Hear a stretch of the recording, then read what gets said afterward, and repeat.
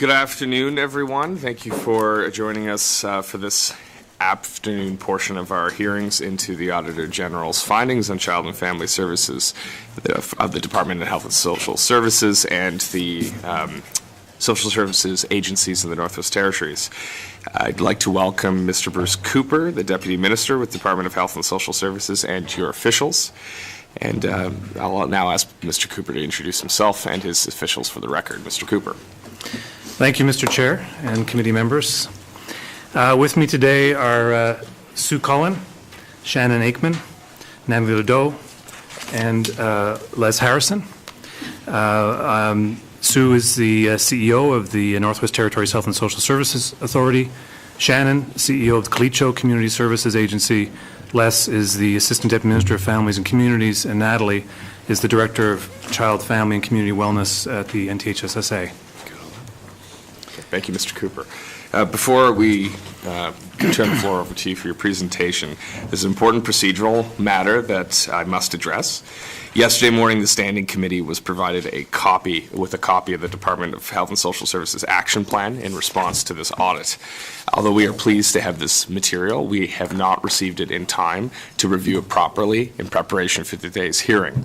This is not acceptable. It is a violation of the Process Convention on Communications between Cabinet Ministers, Standing Committees, and regular members, which requires that all presentation materials be provided to committee at least 3 days before a scheduled meeting. It is also in contravention of one of the guiding principles of consensus government, which holds the element of surprise is inconsistent with consensus government. Committee is particularly frustrated and concerned with this situation because it is not the first time it has happened. In the committee's report on the review of the audit on municipal and community services support to communities for municipal services, the committee made the following recommendation. The Standing Committee on Government Operations recommends that in future, any GNWT department being audited provide the Standing Committee on Government Operations with a copy of its action or implementation plan at the earliest possible opportunity and no later than 3 business days prior to the public review on the Auditor General's report, consistent with the Process Convention on Communication between Cabinet Ministers, Standing Committees, and regular members. And this recommendation was carried by the House. Cabinet Ministers and departments that they're responsible for should be aware of this requirement and should be ensuring the departments are compliant so that we may make the best use of our time in these hearings. Given the high level of public interest in this matter, and given the limited time we have left in the life of this assembly, the committee felt it appropriate to receive your presentation, to hear your comments on the action plan. But I can't stress enough that without the opportunity to fully review the details of it, we can't do the best job possible to work together to fix these issues. And if this behavior continues, there's going to be problems along the line. So I hope you take these words with caution, and we see improvements in the future. And that will be an expectation of committee. With that said, I'll now invite Mr. Cooper to proceed with any opening comments and your presentation. Mr. Cooper. Thank you, Mr. Chair and committee members, and certainly in relation to your opening comments, Mr. Chair, our effort, our intention is to respect committee. We have shared with you our draft plan, and I certainly do apologize that it did not come in within the 3-day convention window. But I want to be sure that people understand that the spirit in which it's shared and that the reason we have not publicly released it is that we view the process of getting our quality plan concluded as one that truly is about consensus and us together. So it is really a symbol of our openness to the feedback, and we look forward to the discussion today about that. So we are here today to discuss the findings and recommendations of the 2018 OAG report on Child and Family Services. And at the outset, we want you to know that we value the findings of the OAG audit report. As you see in the report, we have fully accepted the recommendations. These findings were disappointing and concerning to all of us. And while they do align with issues we have identified in our own internal audits, it remains deeply disappointing for us to see that all the work that has taken place over the last 4 years has not yet translated to improved compliance with service standards in key areas. As a former child protection worker and a person who has been working on improving this field for much of my career, I understand what we must do better and how we can do it better. My colleagues and I are committed to ensuring we get it better. The OAG correctly points out that child welfare work is uniquely challenging. The Northwest Territories is not alone in these challenges. We know from our work with other jurisdictions in Canada and published reports across the country, this field continues to experience significant challenges such as high workloads and caseloads, insufficient support to deal with administrative, legal, and emotional demands of the job, and insufficient tools to be able to address the factors that are leading to involvement in child welfare for families. We also know that at this time of reconciliation, Indigenous children and youth continue to be overrepresented in the child welfare system. We know communities want us to move away from considering our work from a traditional Southern perspective and into being more respectful of culture, kinship ties, community rights, and true engagement. And just as in our work with clients, we work together to build plans that draw on strengths and that help to overcome the challenges, we as a system must do the same thing. And there are strengths in our system.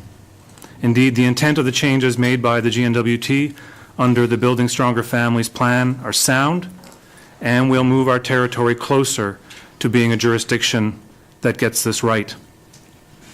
We have an opportunity and an obligation to build on the work that has occurred over the past 4 years, to learn from the recent audits, and to move forward in a way that produces better results. As the audit has shown us, this won't happen if we don't make improvements to how we have been approaching and resourcing our work. Now I would like to take you through the presentation on actions we have taken, actions we're planning to address gaps identified in our own internal audits and in the 2018 Auditor General's report. You may proceed, Mr. Cooper. Thank you, Mr. Chair. So we are here today to answer any questions you have about the performance of the Child and Family Services system. And beyond questions I am sure you will have regarding specific findings, I know that there are fundamental questions about how did this happen? How are we here with a 2018 OAG audit that is worse in some key areas than the 2014 system audit? How will we address these findings? How can we trust that things are going to get better this time? It's my hope today that we will answer these questions and describe how we are working to ensure we improve and that this doesn't happen again. We have worked together and taken the time to do a great deal of soul searching, discussing, planning, and work to get to the root of our issues. We are better for this process, and we will continue to get better. We also take your role as MLAs very seriously. So while we are presenting actions taken and our plan going forward, we come here in humility and look forward to your feedback and suggestions so that our plan gets better. So I have a presentation, if we can move to the next slide, please. I have a presentation that is divided into two main sections. The first part is our approach. As a system, we remain committed to the intent of building stronger families. We believe it continues to be the right track. As you've heard the minister say, the what we have been doing hasn't been as much the issue as the how we've been doing it. We haven't paid sufficient attention to how we managed and resource change, how we worked together as a system, how we supported and engaged our frontline and supervisory staff, and how we engaged partners. So I want to begin by taking you through how we are working to build on some of the good directions we have been headed and how we are going to ensure audits become part of us doing better. Secondly, we have prepared a draft quality improvement plan that brings together actions and indicators to address the issues raised by the AG and in our internal audits. In accordance, and of course this is what has been tabled with apologies for its lateness. The majority of the presentation will focus on the contents of this plan by providing an overview of the issues, the actions we have taken and are taking to respond. So the next slide.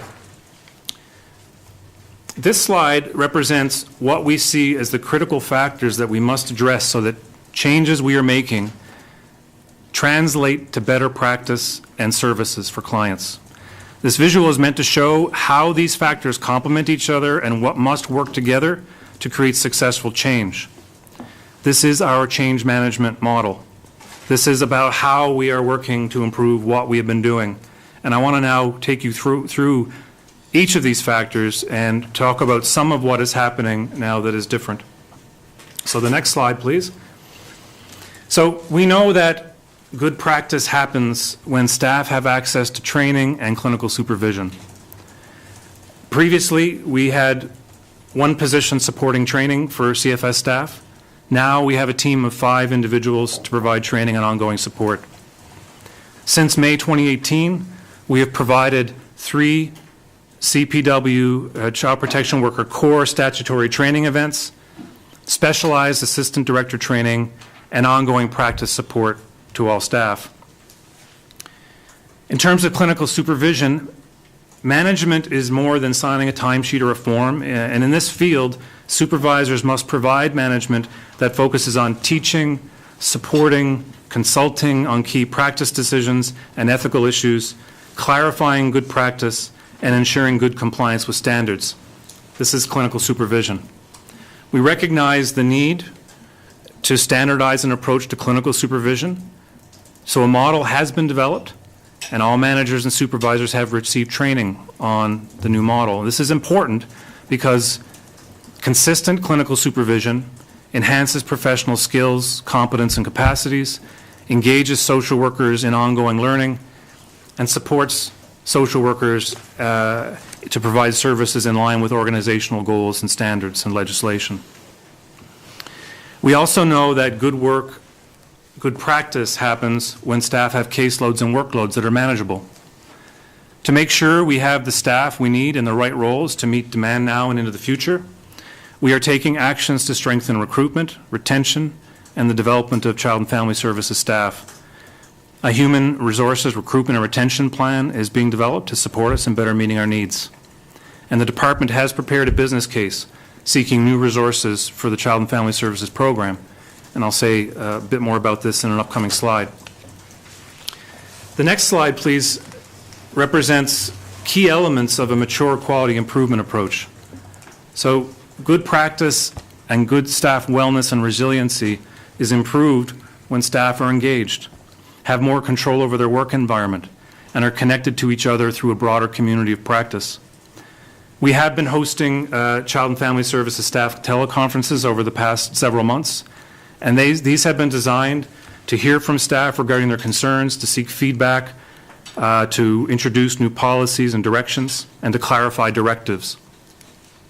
We're also taking steps to engage staff throughout our system in this work, the work of performance improvement. And we have done this through the establishment of a Child and Family Services Quality Committee and a series of working groups that we've set up. We also know that good practice happens when staff get better quantitative feedback about how they're doing. And you're likely aware that in October of 17, last year, we began rolling out our new information management system that's called Matrix. Because of this system, we now have access to data that can show us how we are performing on any number of dimensions of service delivery. The system has allowed us to be more nimble and improve our vigilance through real-time checking on areas of risk.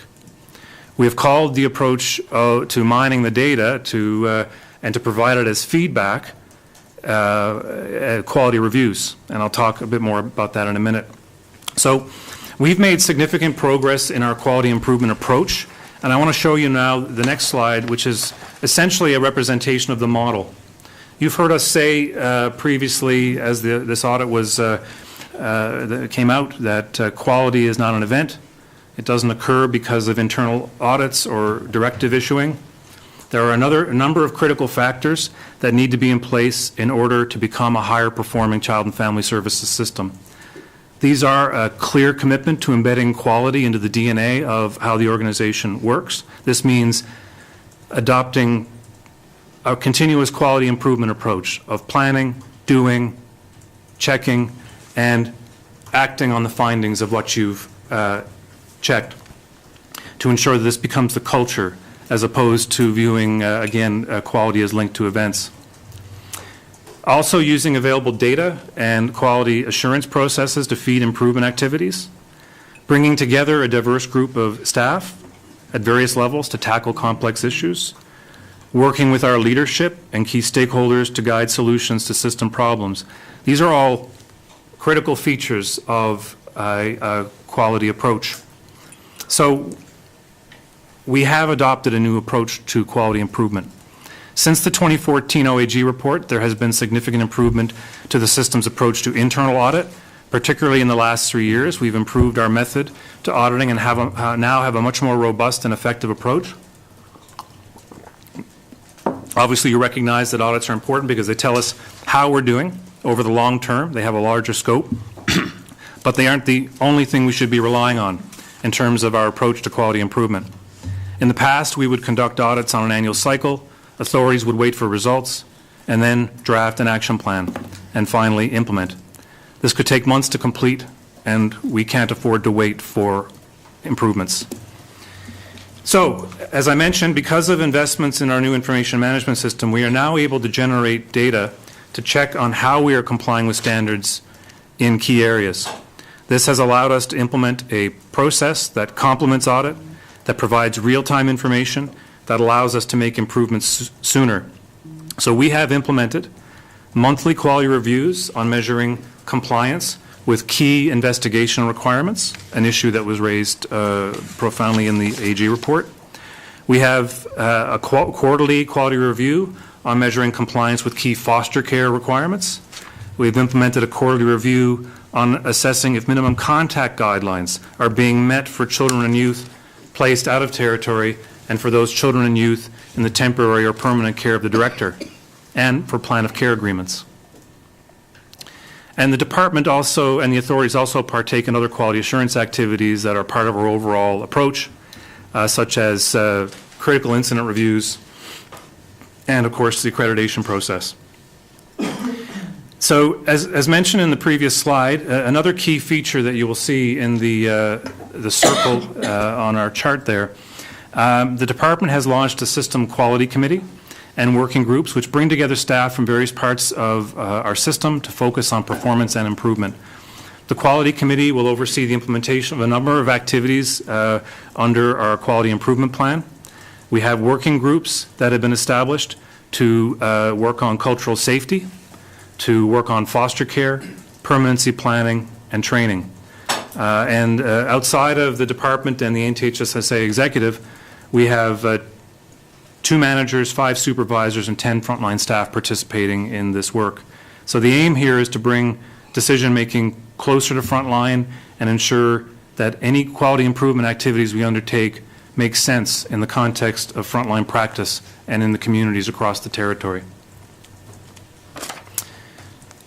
The next slide, please. Well, we know that effective management and leadership are critical. Good practice happens when staff are supported by cohesive and clear leadership.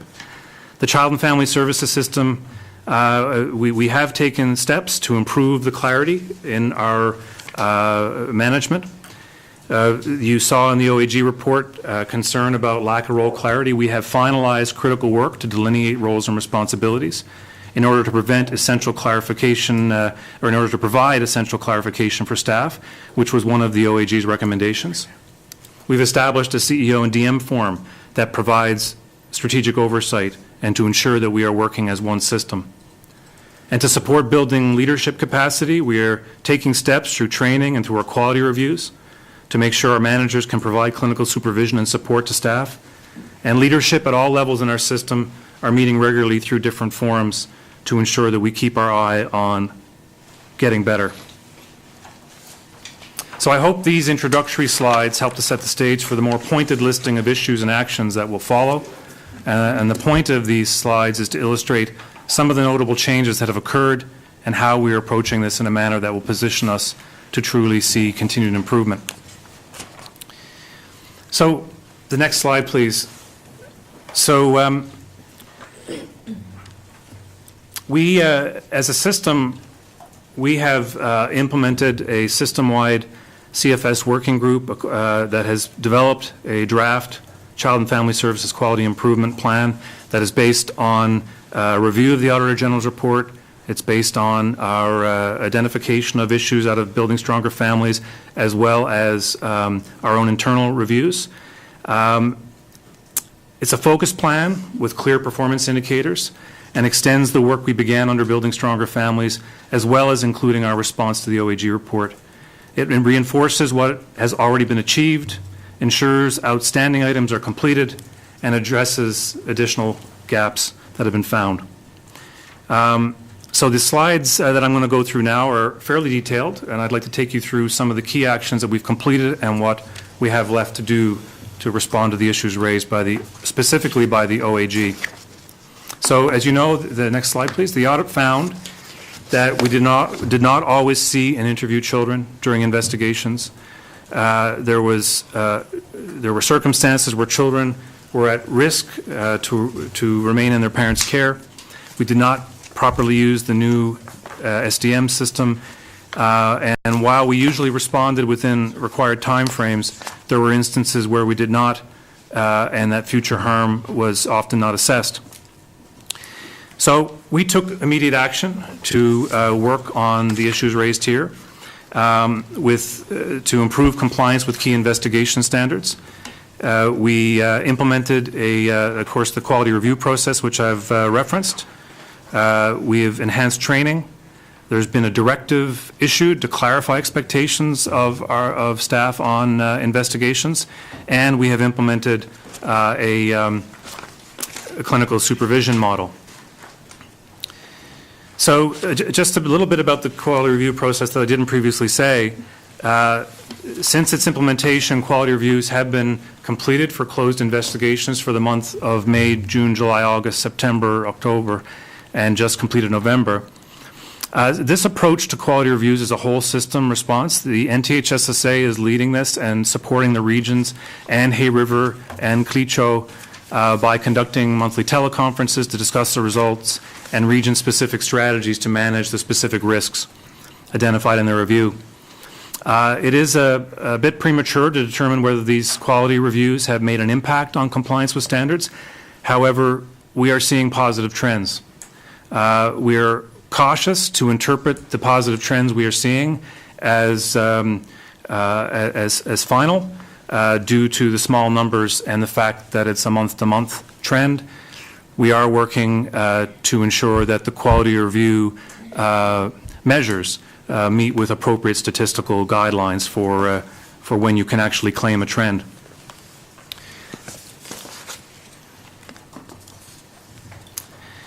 So I think I can move on now to talk about the next slide. Permanency planning is an ongoing process to ensure long-term safety and stability for a child in whatever form that might take. Better permanency planning means that children and youth are moved fewer times and can strengthen their relationship with their family, extended family, community, and culture. However, it's important for child protection workers to be able to use a standardized assessment to gather information and determine what supports can be put in place. And the audit found that we didn't consistently develop permanency plans, and we did not maintain the required regular contact with children and complete case reviews. And our immediate action on this issue included the development of a permanency planning working group and reinforcing permanency planning education in the CPW core training that we provide. Going ahead, we are also going to be revising key standards to include permanency planning tools, and we'll be doing that in consultation with communities to ensure cultural appropriateness. And to further support permanency planning, the department is working with the Children's Research Center to develop a fifth structured decision-making tool, reunification assessment. This tool will help child protection workers make decisions about when and how a child can be safely reunited with their parents or caregivers after being taken into the care of the Director of Child and Family Services. And we will be implementing a quality review when this work is completed. Next slide, please. The audit found concern about the approach to guardianship placement, screening of guardians, and their understanding of their roles and responsibilities not being as it should be.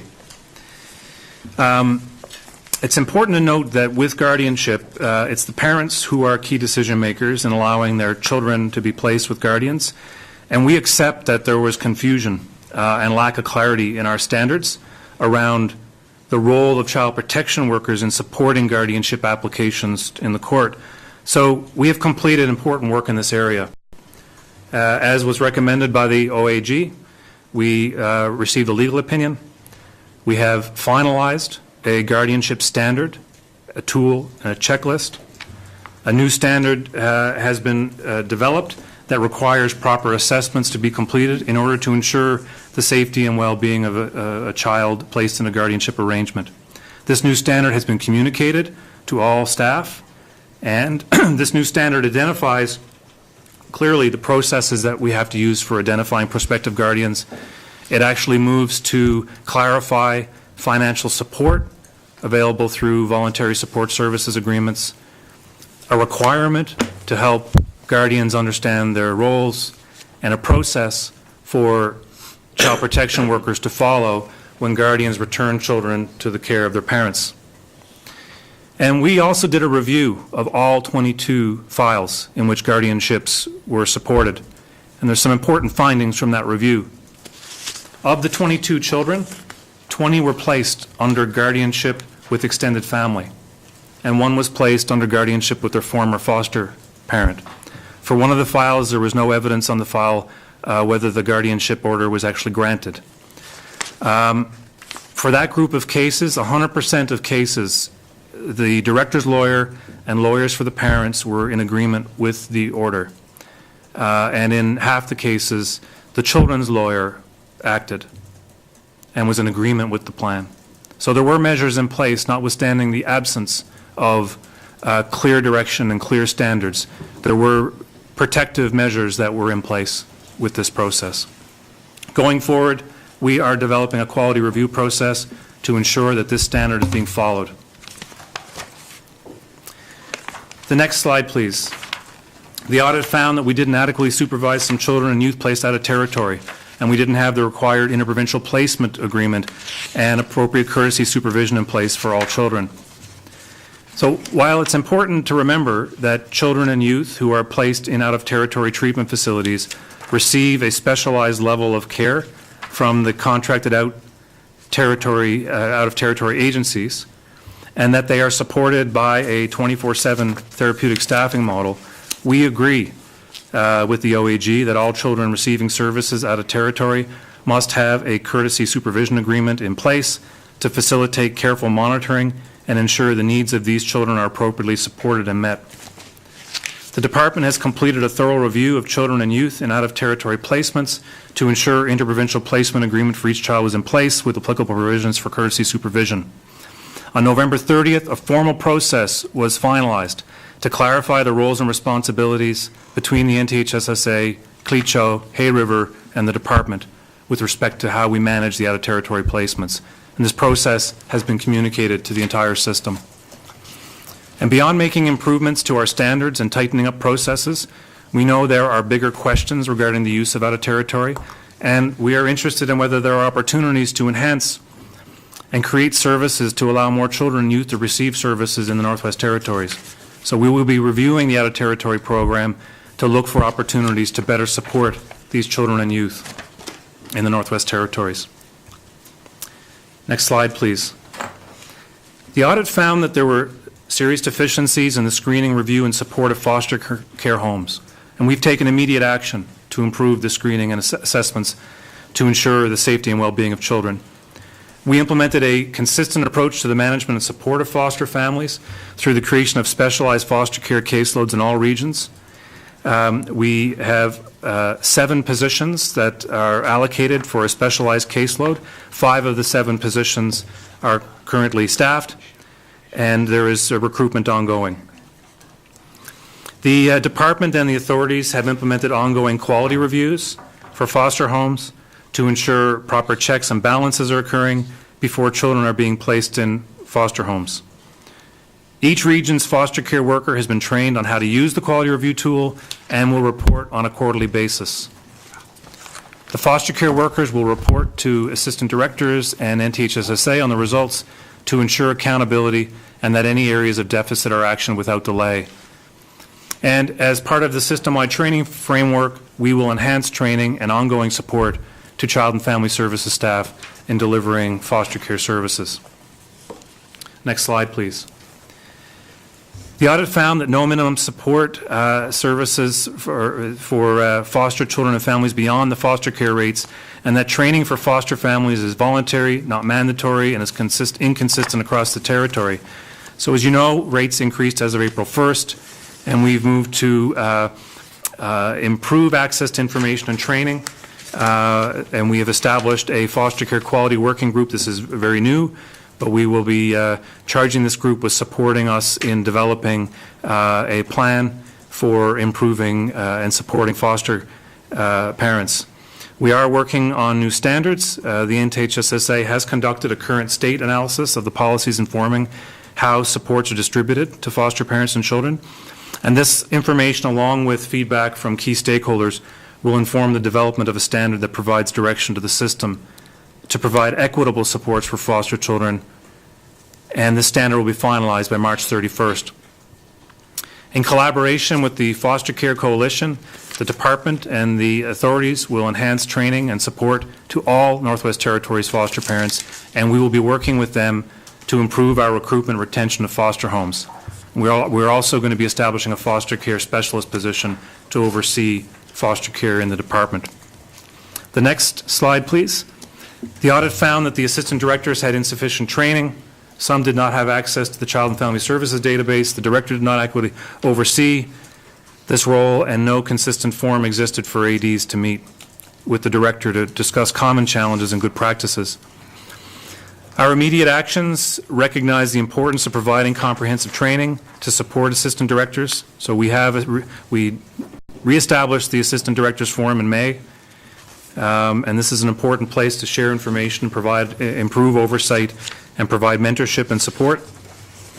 On November the 7th and 8th, the Department and the NTHSSA delivered specialized Assistant Director training for incoming and current Assistant Directors on their delegated responsibilities.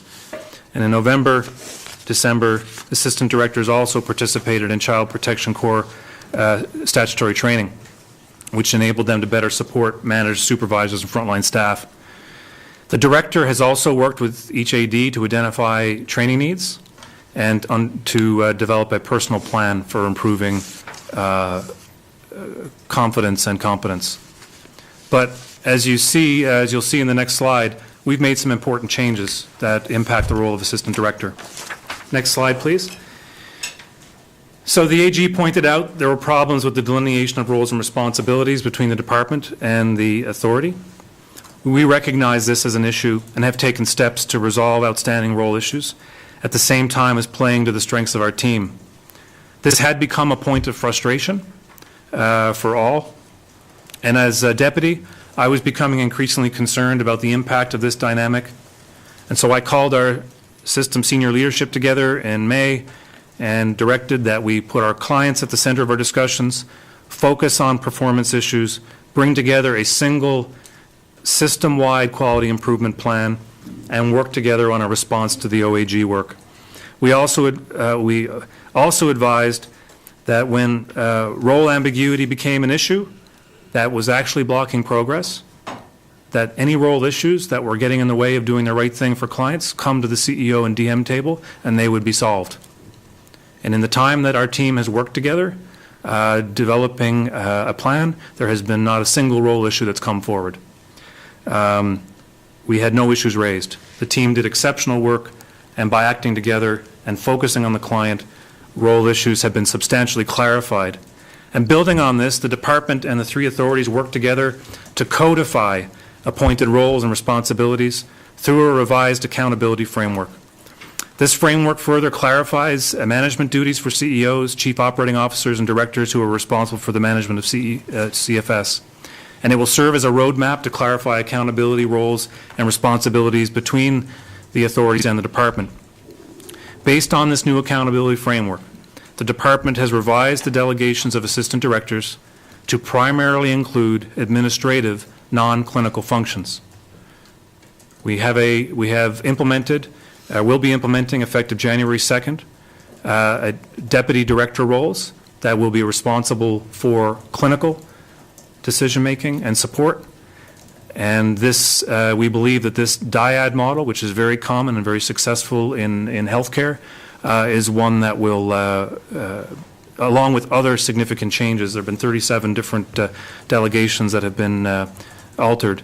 We believe that this will significantly solve the role and responsibilities issues that were raised. And it's important to point out that in the development of these roles and responsibilities, this has been something that has been shared with staff. We have solicited feedback and incorporated that, and we are preparing for implementation on January 2nd. Next slide, please. Members will recall the structured decision-making system, a suite of assessment tools that support child protection workers at key points. The audit found that most child protection workers told the auditor that they had not received enough training to support them in using the SDM tools, and that we did not do enough to provide the support for this new system. Admittedly, the implementation of the SDM tools was a huge undertaking and represented a massive change in practice for all CFS staff. We acknowledge that we underestimated the level of training and ongoing support that is required for staff to become comfortable with using this new system, and we are moving forward and have worked to identify staff training needs. We have brought the SDM quality review indicators into the quality review process. We have re-engaged the CRC to help us implement the final two tools and to develop a more sustainable training model that is based on a train-the-trainer approach. We are confident that the SDM system is the right way forward, and we are committed to providing the level of training and support necessary to ensure the tools are used correctly. Moving forward, we will be implementing an SDM train-the-trainer model by March 2019 to provide ongoing sustainable learning opportunities to strengthen the usage of all of these tools.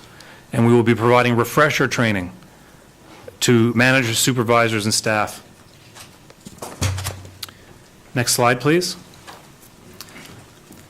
The audit found that the department continued to allocate funding based on history, and that this resulted in areas of inequity in the delivery of child and family services. So we understood the workload and caseload challenges facing our system, and we were uncomfortable with waiting for full implementation of SDM and Matrix before seeking new resources. This is why we prepared a business case for new positions to be considered as part of the upcoming budget. Following the minister's direction, we have revised our original business case proposal so that if approved, this will see a significant infusion of new resources to support the program and a quicker implementation of these resources. We will certainly be able to say more about the specifics of the proposal during the budget process. What I can say now is that we are moving forward to achieve a number of objectives. First of all, we want to ensure our plan addresses areas of risk and ensures that the proper balance of resources and equity has been struck among regions. We are moving forward to test a caseload ratio that is linked to the Child Welfare League of America standards. The challenge we have in this field is that there is no caseload standard that has been adopted as the best practice in this country. This is a problem for every child protection system, and the best guidance we have is a standard out of the Child Welfare League of America, and that is what we have used to guide our decision making.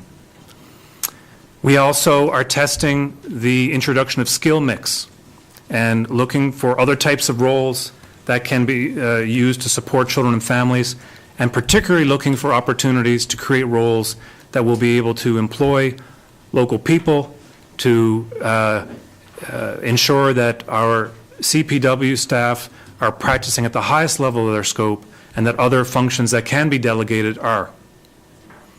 In addition to doing this piece of work as a caseload analysis, we have also done engagement with our staff and management to understand and take into account workload characteristics, and these have been taken into account in our proposal. If I could just say a little bit more about that, in a prior place in life, was a strong advocate for capped caseloads for social workers, have done a lot of research in this area, and was drawn in as the ADM responsible for guiding the government of Newfoundland and Labrador in establishing a standalone Department of Child, Youth and Family Services, and giving advice as they were moving to make a significant investment of new resources using a capped caseload model back in the late 2000s. And the work that we have done, that the team here has done, stands up next to any work that I have seen, and I look forward to being able to discuss it in more detail when we are able to open the doors to the business case during the budget process. We know that we need to keep staff, and we need to find staff, and we need to ensure that we have a strong recruitment and retention approach. So we're taking actions to strengthen recruitment and retention and the development of child and family services staff across the territory.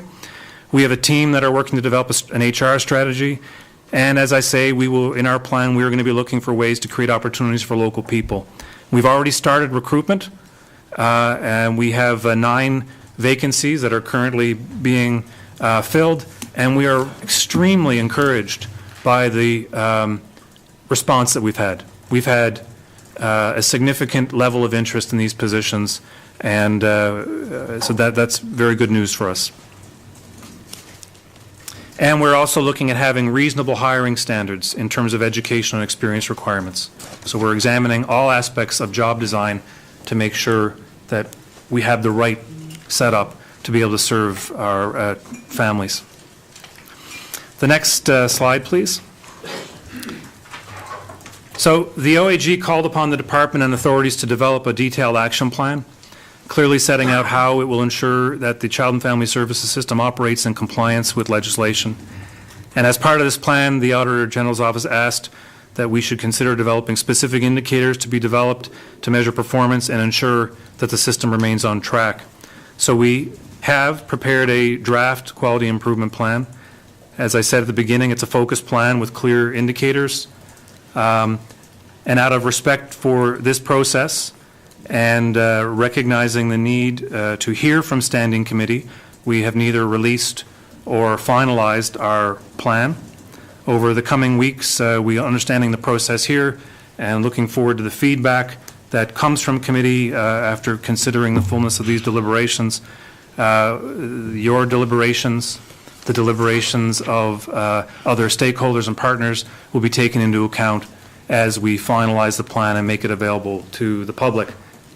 But just to be clear, the plan is being acted on. We are, as I hope you can see in this presentation, we have taken significant steps to implement the recommendations of the OAG, even as we are here today discussing them. The final point I would make is about accountability and openness regarding results, because this is sort of what's implied in terms of the identification of key performance indicators raises the question of what is the right level and what is our public reporting approach. We are, as a system, we are committed to openness and transparency. And just as we have matured our approach to quality improvement in these last months, we know that we need to improve our approach to reporting on the status of how our system is doing. We already produced an annual director's report. We have been reporting to Standing Committee on our audits, but we know there's more to do in order that we can improve what we are reporting in terms of our results. So we are committed to developing an approach to sharing more descriptive and comparative performance results with standing committees. We are committed to developing a more robust set of key system performance indicators that look beyond pure compliance and start to look more fully at outcomes. And as part of this quality improvement plan, we will be developing a set of key system performance indicators that collect and track data, it will help us determine whether we're meeting its goals, or our system is meeting its goals, and we're doing our job. And we are working as a lead on the pan-territorial data project, which is looking at developing a minimum data set. This is something that's going to significantly help us in the indicator development. And we are also working on accreditation, which will also help us with this indicator work. While it can be difficult to demonstrate significant change in the short term, over the next year, year and a half, these key indicators will help focus the child family services system towards significant measurable improvement.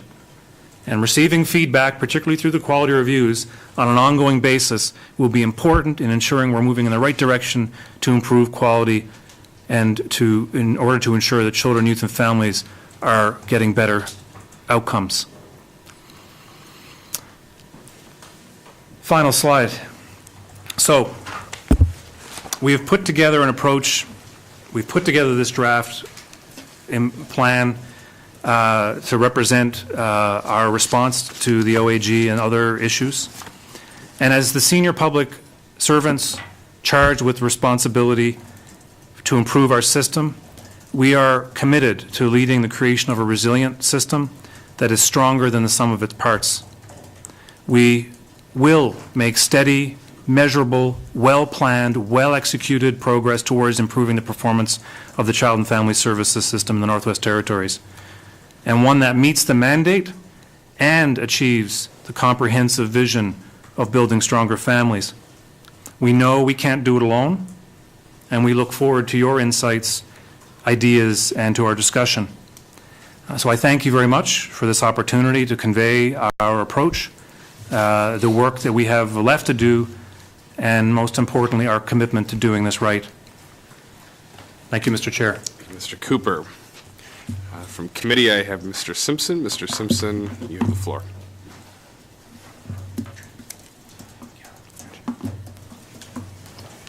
Thank you for the presentation. And I just want to, before I begin, reiterate the Chair's comments that we only received the Department's action plan yesterday, and we haven't had time to properly review and analyze it. And why that's important is because instead of committee being able to critique the plan on behalf of the people of the NWT, this public review has the potential to turn into more of a commercial for the department about the good things that has been done. And the only reason we've really gone ahead with this review, despite only getting the report yesterday, is because of the public interest in this. And you know, we don't often have a full room here, but we have a full room, and there's lots of people watching online as well. That being said, I do appreciate the witnesses appearing before us and acknowledging the gravity of this situation. I do agree that we need to work together to address these issues because we're all responsible for allowing these problems to persist. We've had warnings from previous assemblies, we've had warnings from the Auditor General's office, and we can't expect the Auditor General to keep ringing the alarm bells over and over again while we do nothing. I'm concerned because, like I said, this isn't the first time, and we've had the department say that after the last report that they're going to implement these things to fix this issue, and we've seen very little progress on that, and we've seen a decline in the services being offered. So I'm happy to hear that there's improved reporting, and that there's the department's looking at measures to actually track how things are going.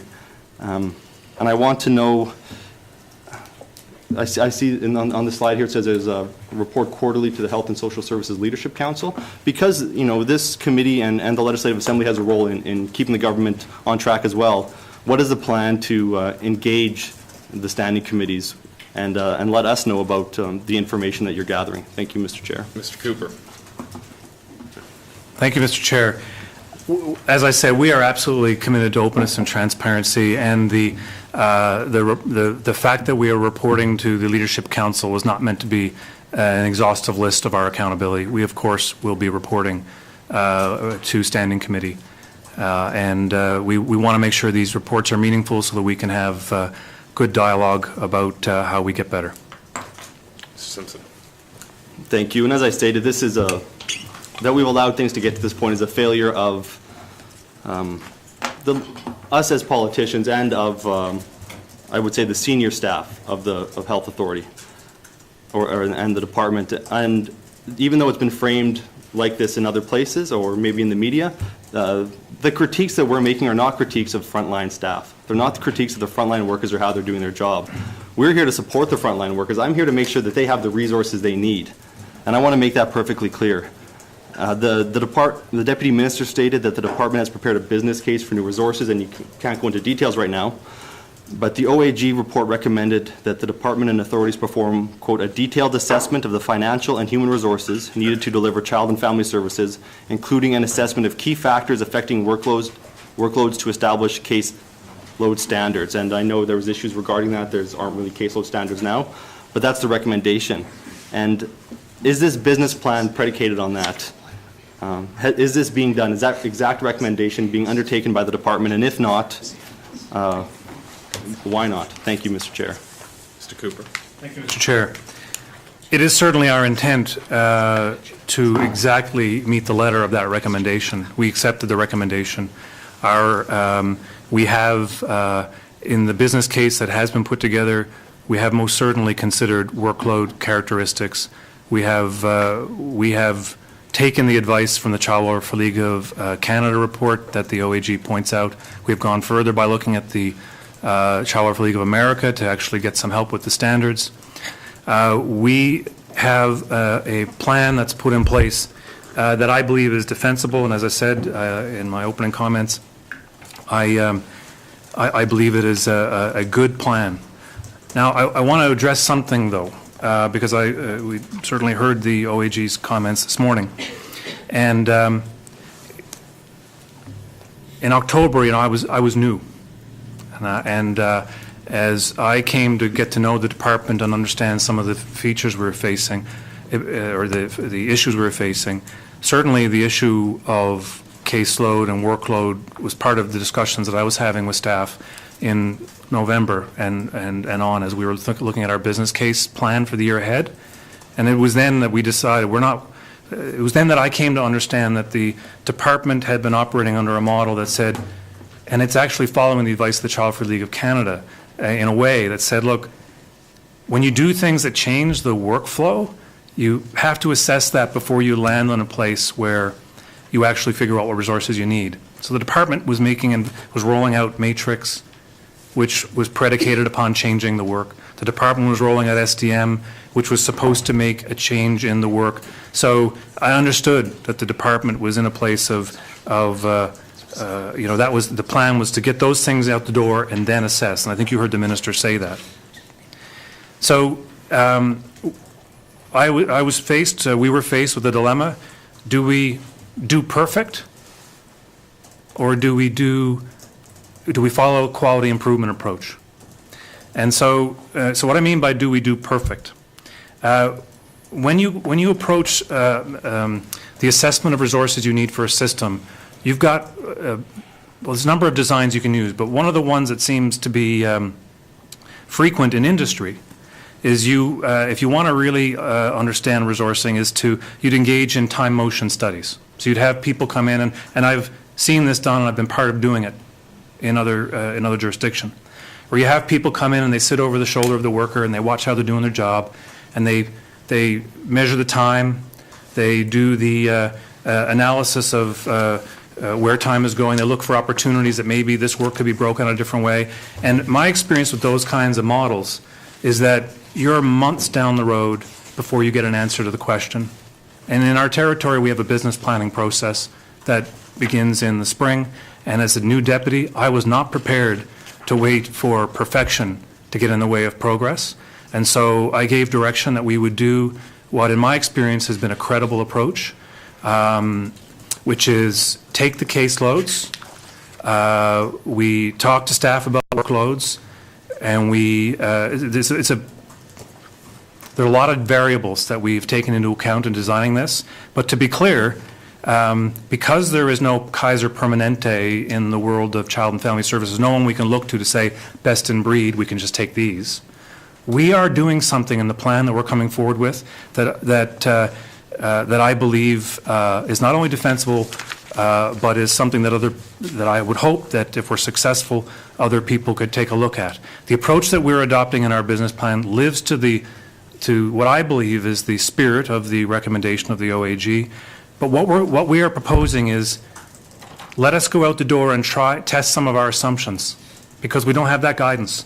We've got an assumption about what a proper caseload should look like. We've got an assumption about the dynamics based on what we've heard from staff. We've got an assumption about the impact that bringing other people onto the team what the impact will be on their work. We're going to roll it out. We're going to study it. We're going to improve as we go. So rather than waiting for the perfect binary exercise where we study, we make a logical decision about what we need and move, we are planning, doing, checking, acting, and moving forward with an approach that will move and change in time as we learn lessons. But I feel very, very good about the plan we put together, and it certainly is out of a place of respect for the OAG recommendation and out of respect for what our staff say that they need. Thank you, Mr. Cooper. Mr. Simpson? Thank you very much. And yes, in the House, the minister mentioned that they had to do these assessments before we could determine staff. And I'm glad you don't have someone with a stopwatch looking over someone's shoulder. What I would do if I was in this situation, which is dire, I would talk to social workers, say, how many cases can you handle? Yeah. And then divide the number of cases by the number of people. And so I'm glad to hear that what you're doing is probably a more complex version of that, but it sounds very efficient. And the report noted there was a lot of vacancies requiring some people to do the job of 3 or 4 people at a time. What is and I know that it's difficult to staff these positions across Canada. It's a high-stress job. What's this current status of the staffing levels? And I know you have a plan of what you want to get to. Right. You're figuring that out. But what is it now? Have they improved since the Auditor General was working with your department? Thanks, Mr. Chair. Mr. Cooper. Thank you, Mr. Chair. So, you understand that vacancies is a point-in-time piece, right? We have 9 vacancies that are currently under recruitment. And if you look kind of the rolling average that we have is 25% as a vacancy rate. That's an amalgam of what we experience in a year. So it's a vacancy / turnover rate. Right now we have 9 that we are recruiting. Yeah. Thank you, Mr. Cooper. Mr. Simpson, your time's expired. But I can put you back on the list if you'd like to. Just to Mr. Simpson's line of inquiry raised just some points I want to capture before we move on. So in the actual audit report, this is on page 43, paragraph 116, which is the recommendation that the Auditor General made around developing the basis. So the department's response at the time this was published or tabled, so a project plan would be implemented to undertake this work and be completed by the 31st of March 2019. You've also mentioned the GNWT's kind of global business planning process. You've mentioned a business case that presumably is going to the Financial Management Board. So we've got 3 different moving pieces here now. I'm not sure if you've shared some of the details of your plan with the appropriate standing committee during the business plan process, and I'm not looking for detail, but maybe confirmation that some of these details have gone. But can you clarify what all these moving pieces are? Because it says here there's a project plan that's going to be presumably shared with this committee or a committee on the 31st of March. Mr. Cooper. Thank you, Mr. Chair. Yeah, happy to clarify. So we, first message, we did a business case. We, based upon what I talked about. We recognize that the way we framed it is this is an initial business case based upon a caseload methodology and our best efforts to do workload. That has improved over, actually I won't go there. I'll talk about that in a minute. So step 1, we did it, interim. The quality improvement or the project plan that we were putting in place for the end of March was basically a plan for how we were going to move forward with the use of that initial caseload assessment as the test case, and then we were going to go deeper into workflow establishing teams, and that's the project plan I'm talking about. Does that make sense? So we did caseload, we did some workload, but what we didn't do was workflow. We didn't look at the components of the work and how we might be able to introduce other roles. That is something we are doing now, because what I didn't mention is that we did, on Minister's direction, we did revise our business case and have, we're moving faster on some of the elements that are workflow. But it is still our intention for the end of March to have a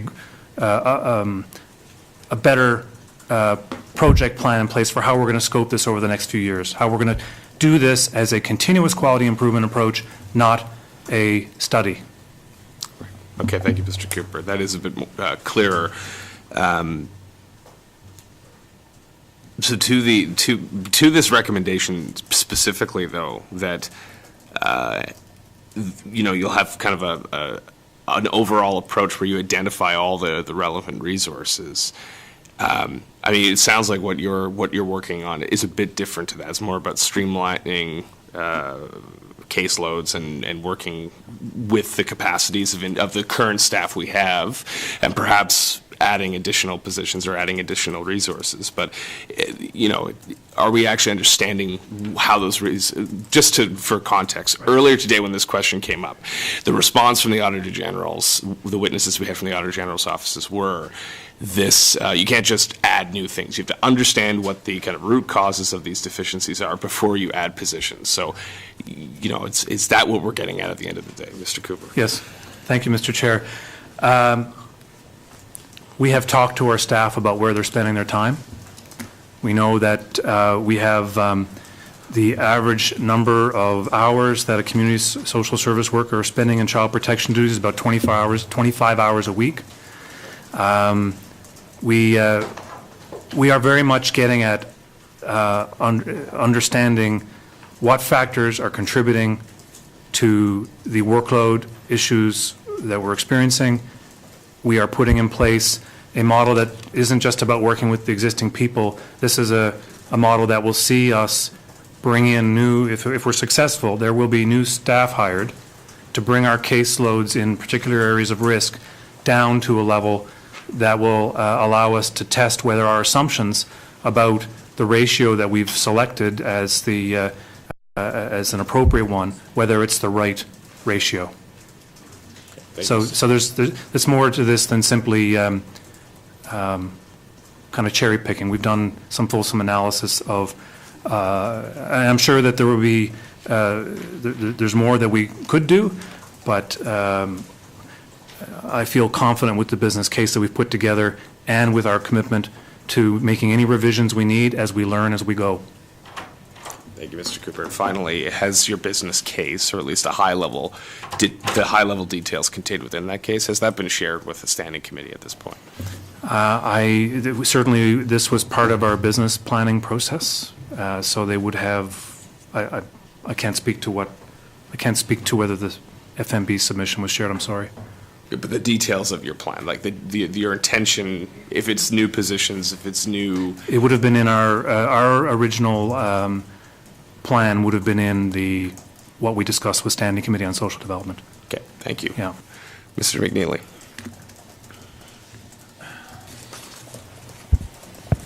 Yes, thank you. Thank you, Mr. Chair, and thanks for your presentation. It gives us more advanced movement knowledge on where we're going to go. Like my colleague said from Hay River North, and for myself, I'm not here to criticize what happened yesterday or the previous reports. There's far too much need on clients falling through the cracks that I see. I've seen for myself victims in some of the communities or the children in some of the communities I represent firsthand, and also talking with the parents, and I could really relate to the feelings the children are going through, being a residential school survivor, and that's the last thing we need, is to traumatize the people we serve. And so my first question is, what role has the frontline workers, if any, in the developments of your plan did take place for the publication? Thank you. Mr. Cooper. So I would say that frontline workers have not played the kind of role that they will play, but that is certainly, it struck me as an issue with how we were functioning as a system when I realized that we weren't, as a system, engaging frontline staff as fully as we should, and that is why we've moved on the quality committee, creating a place for frontline staff to be engaged. That is why we have monthly teleconferences. There are certain elements of the plan that we've certainly brought frontline staff as individuals into, but certainly going forward with the draft that we've shared in its current form, it would be our plan to engage with frontline staff more fully on that plan, just as we're engaging them on different initiatives. I think it's very, I'm sorry, just to apologize for that stammer. The only way we're really going to reform our system is if we create a strong, supported team of frontline staff who have the tools they need, and that we in leadership positions have an unfiltered hearing of what their experiences are, so that we can work to make it better. And that's what I understand, and that's our commitment. And we've taken steps to live to that commitment, but it's not exactly where, I mean, we have more to do. Mr. McNeely. Yes, thank you, Mr. Chair, and thanks for that response. My questions are going to be more directed around the strength or the exhausted, comfortable options we've given the attention to the plan and the validity of the plan. To rest assure our conscience that, yes, we do have a unique plan, and it will work, and we'll make sure it works, as this is a real team approach, I feel. And my next question is on the guardianship agreement. Has that been reviewed on the provisions of the agreement in the better interest of the child from parties associated with the agreement? As mentioned earlier, when you're signing any agreement, you want to ensure that you feel comfortable that you know the responsibilities and you know the liabilities of the agreement before you put your ink on that agreement.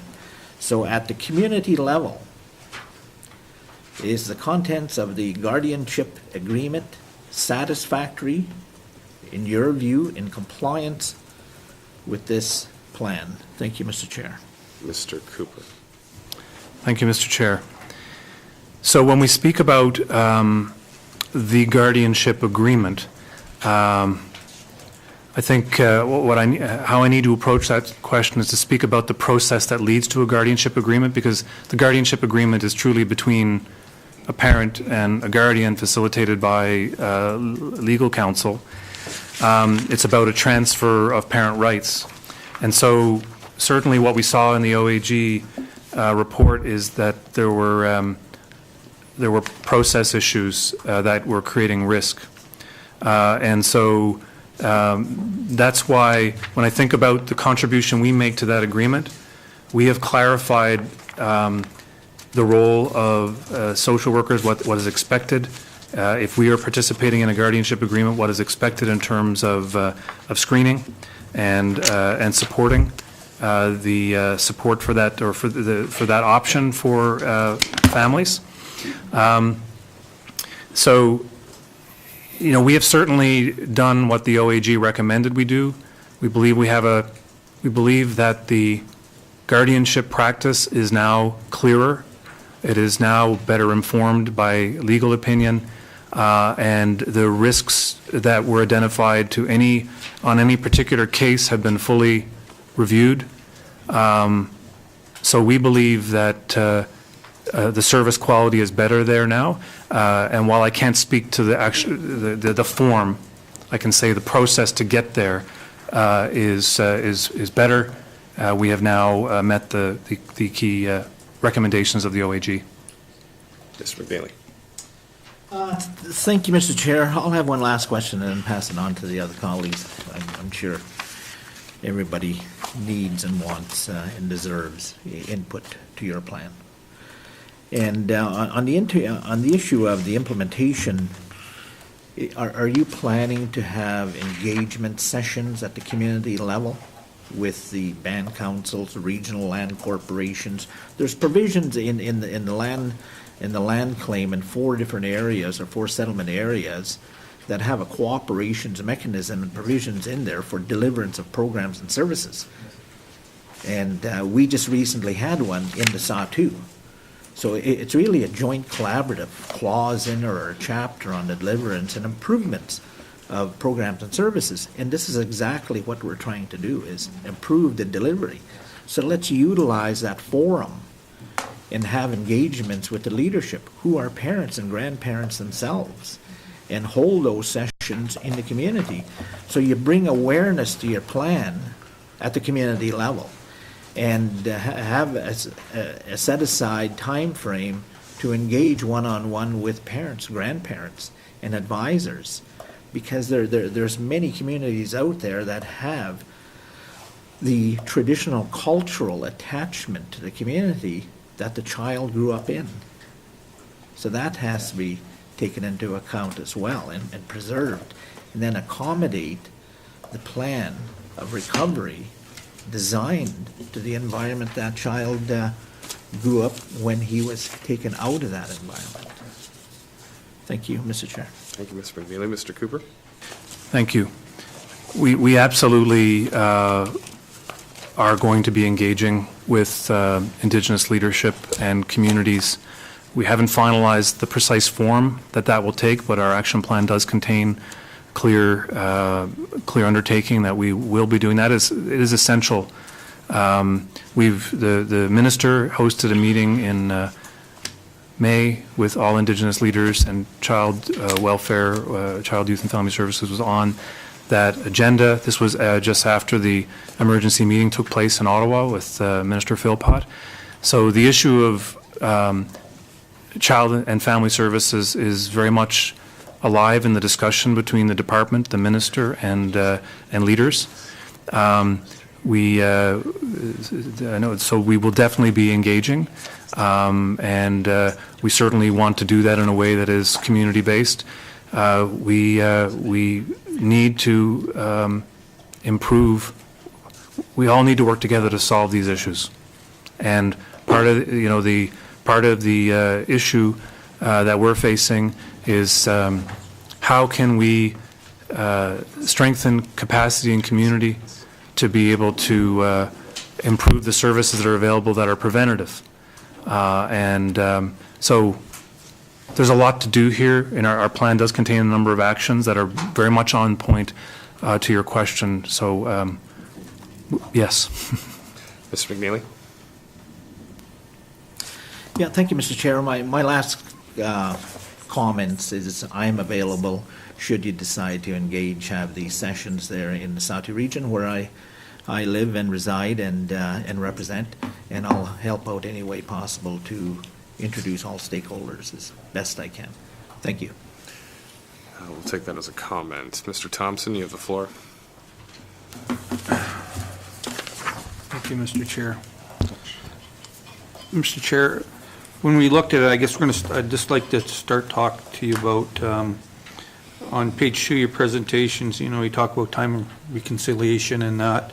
And then on slide 11 and 12 about how we're going to engage our communities in that.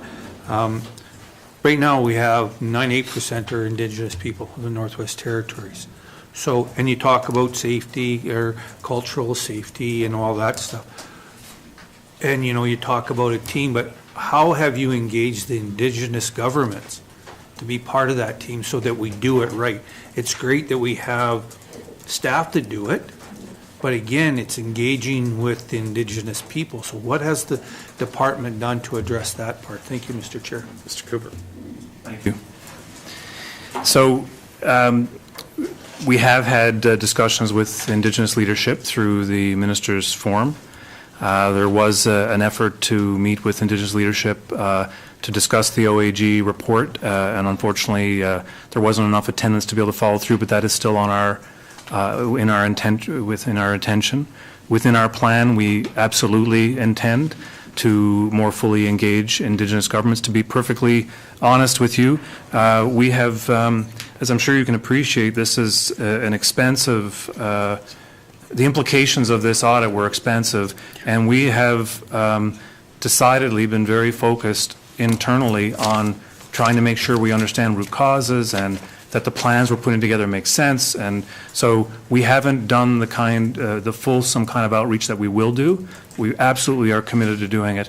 But the other thing I wanted to say is that I am confident with our CFS staff. I'm confident that while we may not in the department have had fulsome discussions as we will, that I know that at the authority, at the level of the staff on the grassroots, I am confident that they are working with communities, with leaders, elders, on these issues on a case-by-case basis and beyond. So I just wanted to add that because I am fairly confident that is true. Mr. Thompson. Thank you, Mr. Cooper. I'm not questioning the integrity of our staff because I think they have one of the hardest jobs out there. I put it with nurses, doctors, even rec coordinators. We're dealing with that. What I was talking about is the cultural sensitivity. When we're bringing new people in and we're educating them, okay, if we have our regional staff and our local staff doing that training, that's taking them away from doing their job. And so my question is how are we engaging Indigenous governments to do this training properly? Because we don't want somebody to come in to fail. You know, you want to develop credibility. And by doing credibility is understanding when you go into a community, you go see the chief and the mayor and people like that. You know, it's just proper protocol. But how have you done with the training? How have we been able to do that? Thank you, Mr. Chair. Cooper. Thank you, Mr. Chair. I appreciate you following up because that was a big miss in my answer. Part of the 90-day core training does involve community immersion, work with elders, and in fact, what I'd like to do is ask who would like to take this in terms of the details on the core training. Natalie, you comfortable? Core training? So this is the role of engagement with communities. If I could pass it to Natalie Nadeau, please. Ms. Nadeau. Yeah, thank you. So we've made a significant restructure within our core training that all new Child and Family Services staff undergo. So it's a 90-day program that they are going. So there's a community inclusion, so that we call it pre-core. So the core training and post-core. So the pre-core is really looking at community standard, being able to link with community members, like you mentioned, chief, mayor, looking at ways that they understand better kind of the setting that they are going to work in. And throughout that training period, so within that core training, there's a specific module around cultural safety or cultural appropriateness when dealing with Indigenous population and Indigenous communities. And as well as we're really linked through our, we have a new quality committee, as Mr. Cooper mentioned, and one of our working group is specifically focused on being more culturally respectful and aware and safe in our practices as well, because that's one of the things that our staff, when we engage with them, that was one of the things that they're significantly interested in and they want more training about. So we've been really linking it through the Indigenous Wellness Division, through the department, and they're hosting tomorrow actually a new culturally safe practice for Child and Family Services staff that they're going to be undergoing, so it's kind of a pilot to see if it's relevant, but definitely I appreciate your comment because that's a significant proportion of the work that we're doing to be more culturally safe in our practice and appropriate. And there's role and responsibility as well in the new delegation that speaks about the assistant director as like the COO to engage, to have specific responsibility to engage within their region and communities to ensure that they have a good pulse on what's going on, and with the Regional Wellness Council as well. So we've met with the Leadership Council in early December. And one of the things that we've kind of talked about is the way that we can be more culturally respectful and sensitive within their community, and trying to engage them as well to be part of the bigger team when we hire new staff. So, thank you. Thank you. Ms. Johnson? Thank you. Appreciate that answer. And that's where probably the most important thing you can ever do is teach people how to be culturally relevant in the communities. You mean we have to be respectful. As a former rec coordinator, that's what I taught people to do, first thing and foremost. When we talk about reconciliation and that, and now we talk about child apprehension and that, they become a ward of the government of Northwest Territories. And so this is probably the biggest challenge that I see, is when family members, whether it's the grandparents, the parents, approach us to understand what's going on, and when we go to the government, we can't get an answer, even though we do third-party consent form, because the government now becomes the caregivers. So they become the ones that have to give the consent. And that's one of the biggest challenges I've seen is I'm getting only information from the family. The family is trying to get information.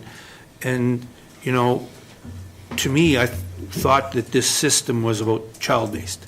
It should be about the child and the family, not the bureaucracy, not the challenges out there. But right now, that's the biggest challenge that I face is, and it's even the minister, because he can't even get that information because of the process. So is this something that you guys are going to look at and fix, or are we going to still have this challenge? Because when they ask the question and we're trying to get the information towards, you know, helping the youth, sometimes I know more stuff than the department does, and I've been able to pass that information on, but we know we have no follow-up. And so is that something that you guys will be looking at fixing? Thank you, Mr. Chair. Mr. Cooper? Mr. Chair, just seeking clarification. So are you referencing, will the department be changing confidentiality requirements to allow for sharing of more information? To the families. Mr. Townsend. Oh, sir, thank you. Yes, to the families, because the families are asking the question. And if you're not giving them the information, they come to us. Right. And then when we ask for the information, we still don't get the information. So again, it's about our youth. It's about our families. And if they're not getting the information, there's not a trust in the system. Thank you, Mr. Chair. Mr. Cooper? Thank you, Mr. Chair. So looking at confidentiality and disclosure requirements is not part of our current quality improvement plan. We do have a requirement to review legislation. There's a 5-year review. And if there were ideas like that, it would be in that context we'd probably, that we would look at it if ideas came forward. But I think beyond the question of information sharing, there's and the way that I've responded here, which is about confidentiality. I understand that implied in that there's also a practice question about how we are working with families, and we will certainly be working on engaging. I mean, it's good practice. We have good practice, but clinical supervision and improvement of standards will help us to even improve the way that we currently engage with families, to ensure that families are part of the care team for children. So in some ways, we've there have been issues where confidentiality has come into play. If we had good, and we do have good case management, but if you had a team brought together that included the family that are looking for information, and they were able to be provided support, or in some cases therapy, to be able to come together as a family and not have those fractures that sometimes lead to people being blocked out or not being permitted to have information. I think that's where we need to focus beyond what I've said about the legislative review. Thank you. Mr. Thompson. Thank you. So Mr. Simpson talks about vacancies. And right now, I know in the region I represent, we see a huge number of vacancies. And we've come up with these new positions for the mental health positions and two of them are still vacant.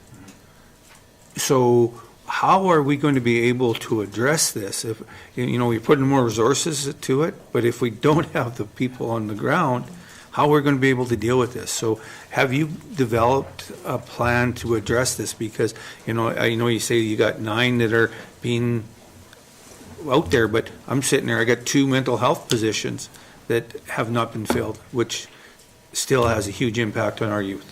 So how are we able to do this? How are we going to be able to fix this vacancy issue as we move forward? Thank you, Mr. Chair. Mr. Cooper. Yes.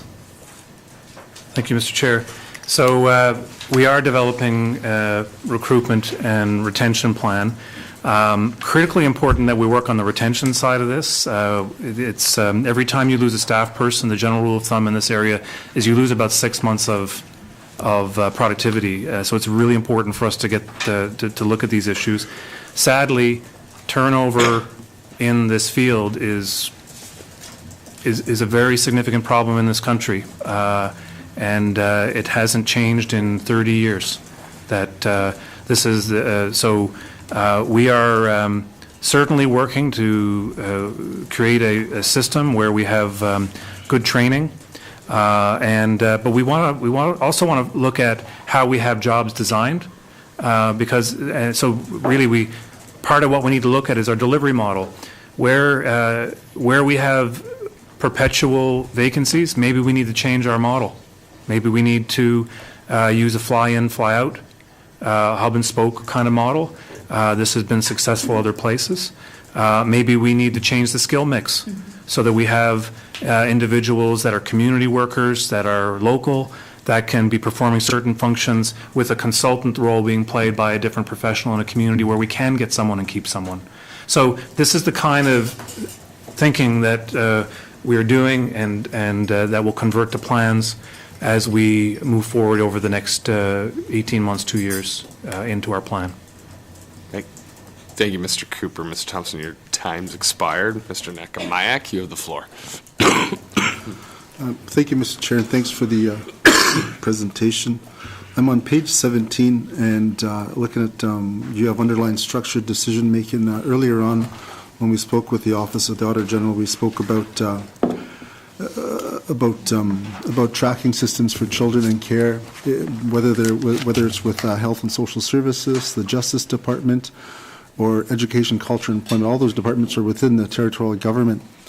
And in some cases, I'm sure departments have different files on one individual that never ever get to be read by a social worker or a nurse, a doctor, a teacher, an RCMP officer, or maybe a probation officer. So you have all those professions within the territorial government, but none of them actually work together to ensure that they're, maybe, anyways, I'm going to make it short. What I'm saying is the RCMP and others have good systems like that where they track individuals no matter what age they are. I think, one of the key issues when you come to decision making on the well-being of children, we may have to change that system, or maybe transition towards something that may be more effective for individuals in the territory. And something my colleague earlier mentioned, Indigenous governments. I come from the Inuvialuit region, and some of the communities are some of the most remote in the territory. And sometimes accessibility is an issue with fly-in communities. I think you well know that better than anybody. Although we're lucky that we have, with the Inuvialuit, with one of our agreements, we have an actual mental health worker, which is covered on behalf of Inuvialuit, so that we have alleviate the stress of the social workers in the community, because that's a tough job, especially in small communities where resources are lacking. This is a good opportunity for your department to maybe build a model that could actually champion something of collaboration, working together and towards self-government, and maybe even giving the regions the indigenous governments that are moving towards self-government control and authority of how they see fit, and that might alleviate some of the stress with the GNWT, and it may spark up some ideas of how we can actually work together, because every community, although we're working towards the same issue, of helping our children, there's specific issues in different communities that we need to target. I think we need to hit those first.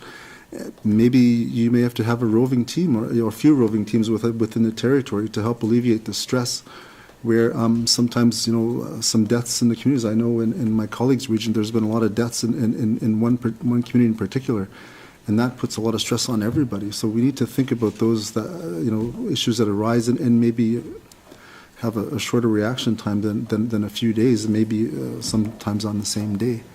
I'm just thinking of what you may have to say about that. Thank you, Mr. Chair. Mr. Cooper. Thank you.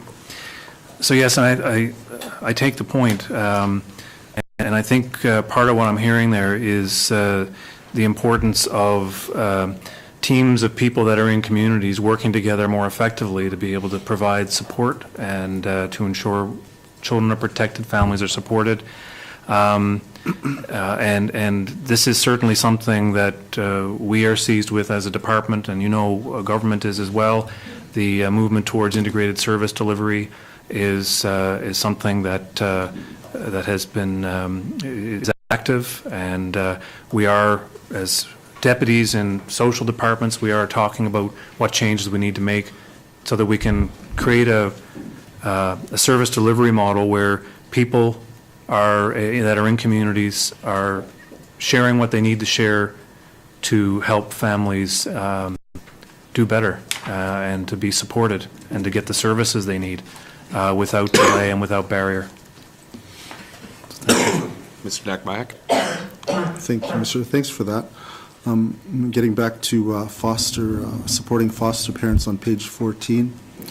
Earlier we spoke about children being moved, I heard in some cases 20 times within the territory and maybe even outside of the territory into another province. We need to keep better track of that in communications, and I personally myself, I've seen some of my constituents suffer that. They've had to give up their children because they're on a housing waiting list and they could not get on for a couple of years. And looking down the road, they didn't see it possible for that to happen. So sometimes they have to give up their children so that they can be fed and be housed. We need to look at that as, from a 30,000-foot level, and look at not just the health and social services, it's other departments as well too that need to step up and do their part as well too. I hear everything's funneling down to health and social services because it's becoming a mental issue for a lot of people that reside in the territory, in the smaller communities, the ones who are suffering. So we need to, I encourage, more cross-departmental workings and look at housing as well too. Like our population is growing. We're not increasing the amount of housing in the territory or really in any regions. We're bringing them in for professionals, but which is good. We all need that. We need that help from outside. We do have a lack of capacity in the regions in a lot of professions. And like, how do we target it so that we're actually helping the people in the territory with their feet on the ground? I remember a couple of years ago there were some cultural healing centers that were closed, and in one of my colleagues' region 2, and then another in the southern part of the territory. Those, if we're closing those and we're centralizing more to the capital, then we're not really working with our feet on the ground around the territory, and we need to rethink that. I'm not saying open them back up, but look at what some of the consequences of doing that are to the regions and how they affect, if it's affecting the adults now, and what chance does the child have moving into their teenage years and then, and into becoming a young adult. So we need to kind of encourage the work that you do. It seems like you put a lot of this into play, and I know it takes time. Some of these things are going to take years. We won't see the results until not the next assembly, but possibly the one after. But as long as you know that you're doing the work. And I encourage working with Indigenous governments on this. A lot of the children that are in care are Indigenous, children. A lot of them are Inuit, Dene, Métis. I certainly see that a lot every day, and we get a lot of complaints from constituents that this is the only option. I think we need to do that better as a government, as regular MLAs, as ministers. It's not just the health department that's struggling. It's all of us as a whole. And if we fail to make this work, then it's really, we're part of the problem too. we need to minimize the amount of red tape and all the extra policies that are put in, and procedures that are put into place so that families who sometimes can't read, they have many hoops to jump through before they actually get actual care. And really look at families of these children that are in care, and maybe work with them more closely, work with the grandparents, which they're more than willing to work to help save their grandchildren. Some say they care about their grandchildren more than they do about their own kids. I think we need to really look at that, because a lot of the things that could help are actually within the communities, and I think we need to have more people on the ground and understanding. You might have to. It's going to take resources, and if there's any time to advocate for resources, it's right now. It's not going to be all the time, but now is a good time to put your feet on the ground and get a real feel for it, and then you can build your teams from there. I think once you get to that point, it's going to be good for the department. Sometimes some people look at as a child in care as a customer, and we need to stop that train of thought and that thinking. And get more to the frontline workers and give them the support that they need, because that's where the communication gap is from there to where we're sitting right now. So that direct link might be the way to help children. We all care about health and social services. Our mental health is the most important. When you take something away from somebody, they don't really have much to celebrate with other than that. So kind of giving that back is a little bit sense of hope in it, but you never know, it might help. I don't really have anything else, Mr. Chair. Thank you. I'll allow Mr. Cooper the opportunity to respond. Mr. Cooper? Well, thank you. Just really appreciate the comprehensive and expansive way that you just laid that out, and I think that's a great description of the importance of us working together and what happens when we don't. And so thank you for that. There's a few things I'd pick up on. In terms of we too are concerned about when we have children that have multiple moves. And so we are working to do a better job tracking that. Of course, we're going to prevent it through better standards, better work on, we have a lot of work to do with the Foster's Family Coalition and so on. But just to let you know that our new matrix system will allow us to track children and youth who experience multiple moves, and that will trigger a quality review process, so that we want to intervene earlier and try to prevent those things from happening.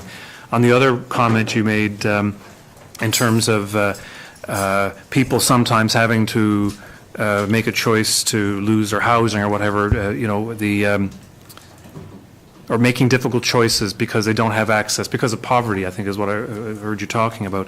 One of the features of how services are delivered here, which I think is very good, is that we do offer prevention services. People can come in and not have, there can be no protection concerns, but families still need help. And we have voluntary support agreements that allow for us to do things like pay for groceries, clothing, fuel, look at housing issues. So families in need can have needs met through these arrangements, as opposed to having to trip into a situation where their children are removed for reasons basically of poverty or of other type of psychosocial needs. So just wanted to pick up on that. Thank you. Thank you, Mr. Cooper. Ms. Green, you have the floor. Thank you. Thank you very much for your presentation today. I can see that a lot of work has gone into it. I want to ask some pointed questions to which I'm hoping for some pointed responses that deal with some specific OAG recommendations. Starting with guardianship, there was, the OAG said that there were guardianship homes which had not been screened. Have those homes now been screened? Thank you. Mr. Cooper. So there was a review done of all 22 files, and and so we have moved forward with improving our standards going forward. In terms of the whether in fact we've gone back and screened these homes, I'd have to turn to Les. Mr. Harrison. Sorry. So with respect to these families, there were a number of these families in which those guardianship agreements broke down. And so those, so additional resources had to be, to basically, in some cases, kids were returned back to parents. In some cases, they went to other foster care situations. There's about 50% of those kids that are still in guardianship agreements. And in those cases, those cases were not reviewed in their entirety. However, I want to go back actually and talk about guardianship agreements just to kind of clarify a few points that may not have been said. So in the guardianship process, all of these agreements went through the court system. And all of the children and the families, in each of those cases, legal counsel was involved. So there were, in many cases, in most cases, there were components of the home assessment process completed. So out of those, for example, out of 22 kids, 18 already had criminal record checks. So there were components of these assessments that were completed in most cases.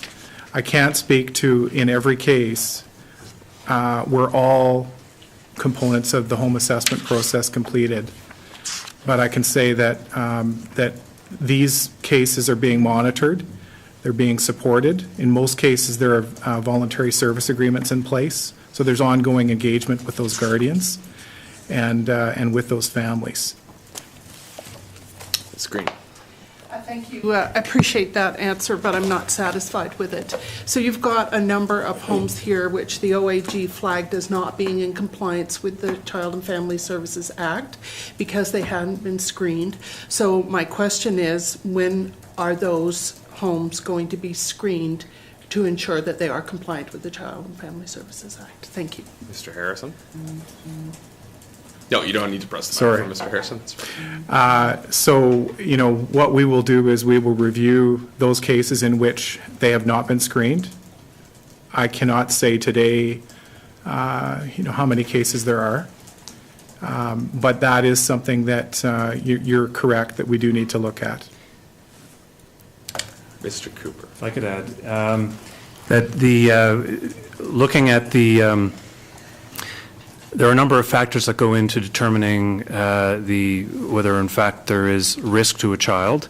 And the file review that we did indicated that 55% of the prospective guardians had received background checks and 59% had received home studies. 82% had received criminal record checks. So these are, we haven't parsed out the numbers yet to see where the gaps are, but I think it's important to point out that there were actions taken at the point of these arrangements being established that were in line with our standard, not sufficiently, and we going forward, that is why we've made changes to or clarified what the standard is and are providing support to staff to get there. But certainly we will. This is a complex issue because guardianship is not a sort of the traditional arrangement. We have other measures to ensure children are protected, such as if there were reports, but certainly something that we'll take back. Ms. Green. Thank you. Do you have a goal for compliance that's something other than 100%? Mr. Cooper. Well, that's a big question. Are you talking specifically about guardianship, or? I'm Ms. talking Green. about guardianship. I'm going to ask you about foster care. I'm going to ask you about out-of-territory placements. I'm going to ask you about all the areas where it's less than 100% now, and it was less than 100% in 2014. So is there a goal that is not 100% compliance with the Child and Family Services Act? Mr. Cooper. So we, of course, want to see 100% compliance with standards, but it's a complex issue. We should aspire, we should obviously work towards 100%. And the challenge for us as a system is that you can be 100% compliance with standards and still not focus on the right outcomes. standards are absolutely something that we must meet. That's great. Thank you. In order to make the most of my time, I really appreciate the briefest possible answers. So are you prepared to make a time-bound commitment to reviewing these remaining guardianship agreements to ensure that they have been screened according to the provisions of the Act? Thank you.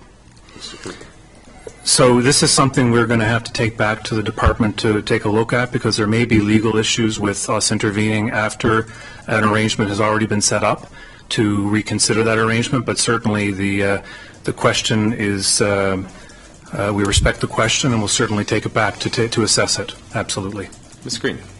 Thank you very much. Out of province or out of territory agreements, the OAG reported on a very high level of children who did not have courtesy social workers in place.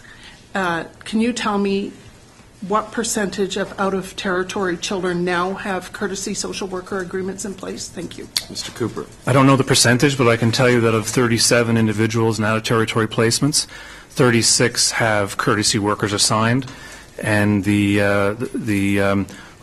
one individual that hasn't, we've initiated the process towards assigning the courtesy supervision worker. That's great. Okay, that is good news. Thank you.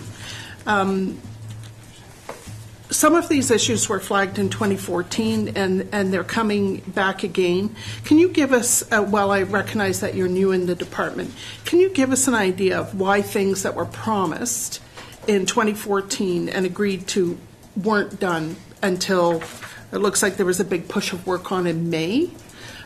So what was the delay in getting that work done? Mr. Cooper. Thank you.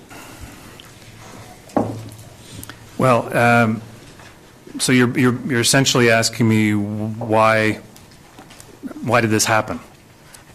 Yeah. So, I mean, I think we certainly, the department, I think the OAG has correctly identified some of the key dynamics. The department was undergoing a significant amount of change, the Building Stronger Families plan, the rolling out of SDM matrix.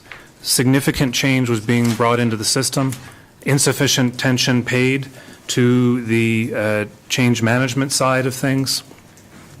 And there were resourcing challenges in terms of human resource challenges.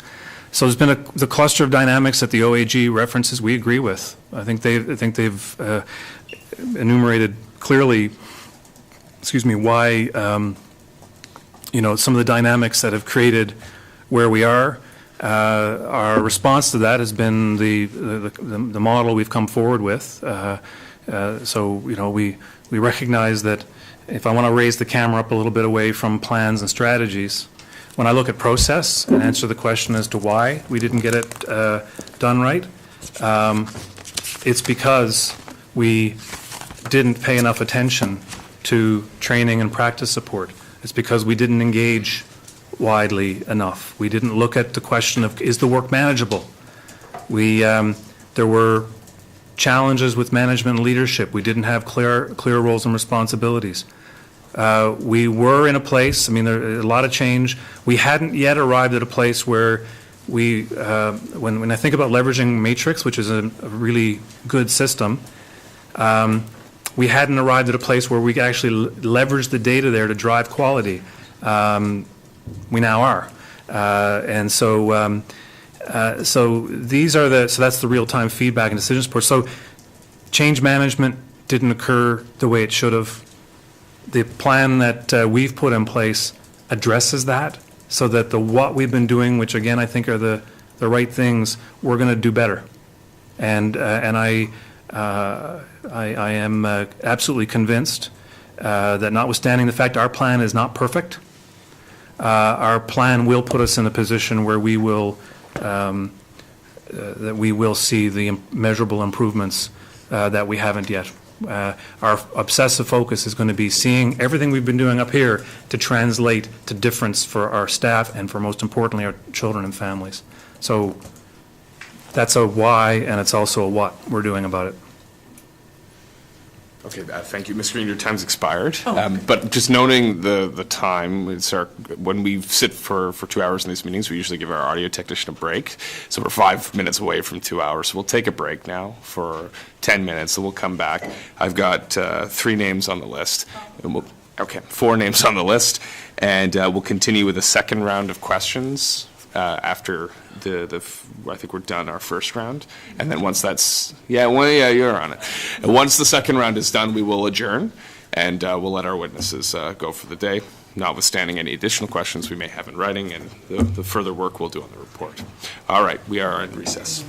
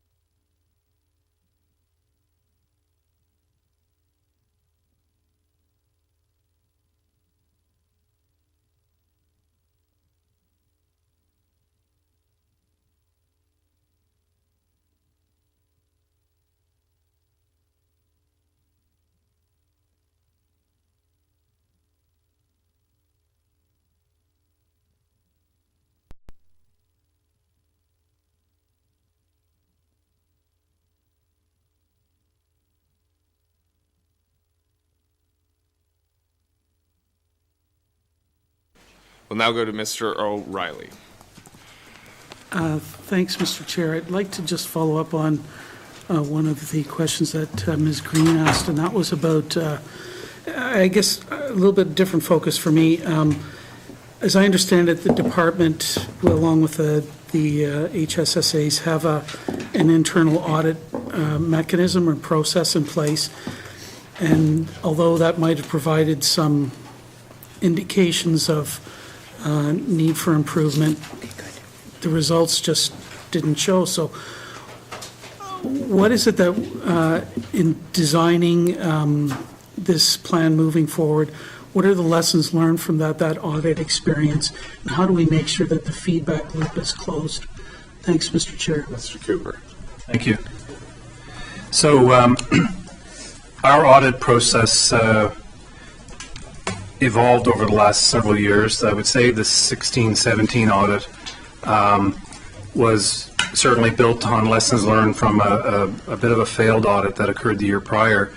So in fact, the audit that was executed in 16-17 did bring forward very similar issues to the same issues in many instances to what the OAG had said. The difference in our audit approach, of course, is that we didn't have baseline data. We weren't running comparative, but we saw certainly challenging issues with compliance with standards and eyes on children and a number of the areas that the OAG identified. We also found in our in our audit, and in fact, so it wasn't a failure of our audit process. But what we've learned and what we've matured is again, audit is important as a method, but it does not provide the kind of real-time feedback that you can use for true quality improvement. It does provide important feedback about your performance that you should develop plans on, but the quality review process that we've implemented now, that we've started rolling with, is really, I think, the cornerstone of getting this right, because it's real-time feedback to staff and management about how we're doing on key standards that we're measuring. And it allows for real-time plans and action. And so together, audits, which we will continue, combined with quality reviews, which we're going to expand, are going to be the cornerstones to, along with the infrastructure we've put in place with the quality teams. That, I believe, is a critical feature for us to be able to embed quality in what we're doing, as opposed to making it simply something that we respond to as an event. Mr. O'Reilly. Thanks. I'll just make one quick comment. I think I'd like you to start to think about some sort of what an early warning system would look like, so that you know when things are going off the rails. So what are those parameters and what might they start to look like? But I want you to take away, or I want you to think about that, and I hope that's reflected in your plan. I want to move on to the issue of the resource assessment that is the subject of one of the OAG recommendations. I would have thought that after the Child and Family Services Act had been passed, you know what the standards are in terms of having to do home visits and all of those standards that are set out in the legislation, that naturally you'd want to know what the resources are that are required to ensure that you comply with the law. But that doesn't seem to have happened, or maybe I'm wrong, but I've heard you describe a business case and a project plan, but I don't really understand when and I understand there's some chicken and egg things going on about needing to make immediate improvements, but you need to know what the resources are to fully comply with the law and improve outcomes. So when is there going to be a document that tells us as legislators and the people that make the appropriations how much resources you folks need to get your job done and support your workers? Mr. Thanks. Cooper.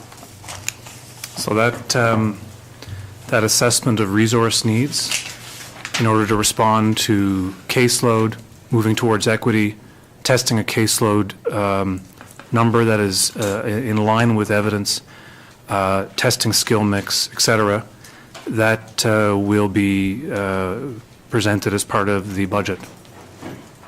Mr. Yeah, sorry. And if I could just respond to one other point made, just to acknowledge that you could see inside the OAG report that we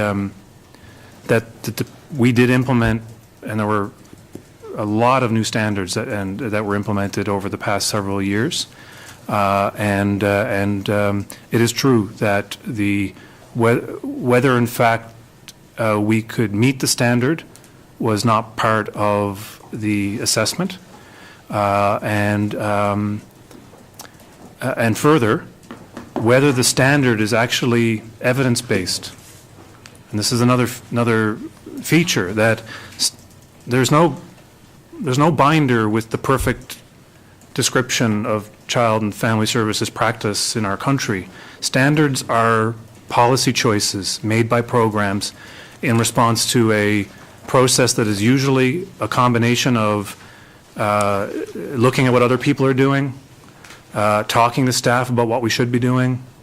So I just want to say that there are policy choices inherent in the standards that have been selected. And that so part of, not only do we have to look at the resources we need to deliver the program, we also need to ensure that standards, as with anything, need to be alive. They need to be anchored against evidence, and we need to make changes to improve, that are actually going to improve practice. So you'll see in our plan that we do say that we recognize we need to review some of our standards, not only with the viewpoint of what resources do we need to meet them, but also, are they actually based in evidence? Are they something that we can deliver? Are they in line with community standard? These are all things that we're going to be looking at. Mr. O'Reilly. Thanks. I appreciate that, but the fact is we have law now that we have to live up to. And if the law doesn't reflect best practices and so on, there's processes to change that. But the Child and Family Services Act now does set standards that are legally required, that we meet them. But I want to turn to reporting. I think there's two aspects to reporting. One about compliance with the Child and Family Services Act, and one about performance and outcomes. And I'm sure you're going to consider both of those, and I'd like you to respond to my suggestion about that. I'm glad to see you're going to be reporting to the Leadership Council for the NWT Health and Social Services Authority, and there's a commitment to report to committee. But there's also another, you need to report to the public. Like, public confidence in our system has got to be at an all-time low. So you need to think about what kind of public reporting you're going to do to help rebuild confidence in our system. So can you discuss a little bit about who you're going to be reporting to and what you're going to be reporting? Thanks, Mr. Chair. Mr. Cooper. Okay, I'll take the who first. Totally agree that we should be open and transparent with the public, that the public need to see what progress we're making as a system. The director's report does have some good 10-year rolling performance indicators, but I agree. I would like to see us have our results on openly available on the internet, so that people can, and other means that make sense for folks.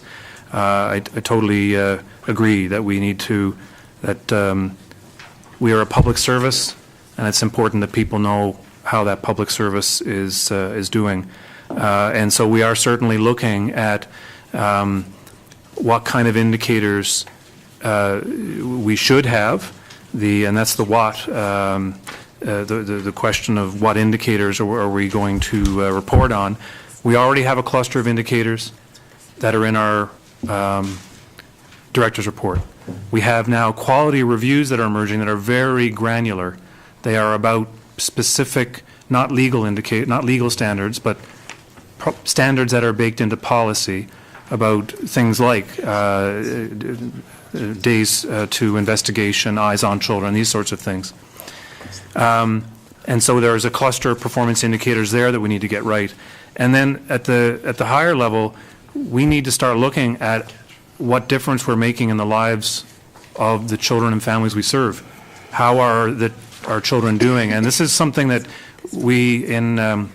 this is under discussion across the country in terms of what is an appropriate data set. So that's a piece of work that we're doing. So our objective is to absolutely be open and transparent, to share widely our results, to be accountable for getting better, and showing the public evidence of how that is happening over time. But we don't have the perfect plan developed yet. That's something that we have committed to in our quality improvement plan. Thank you, Mr. Cooper. Mr. O'Reilly, your time's expired. Next on my list is Mr. Natalie. Thank you, Mr. Chair. Mr. Chair, I think it's has to be known that I think my interest is to ensure that the system is improved in light of the recent audit from, of course, the Auditor General of Canada, and that's my interest, to ensure that we make improvements and make the system better so that our children of the North are protected. A year after the last audit, the Truth and Reconciliation report of recommendations came out, and I think foremost in their recommendation was that they recommended that federal, provincial, and territorial governments and Aboriginal governments commit to reduce the number of Aboriginal children in care. That was in 2015.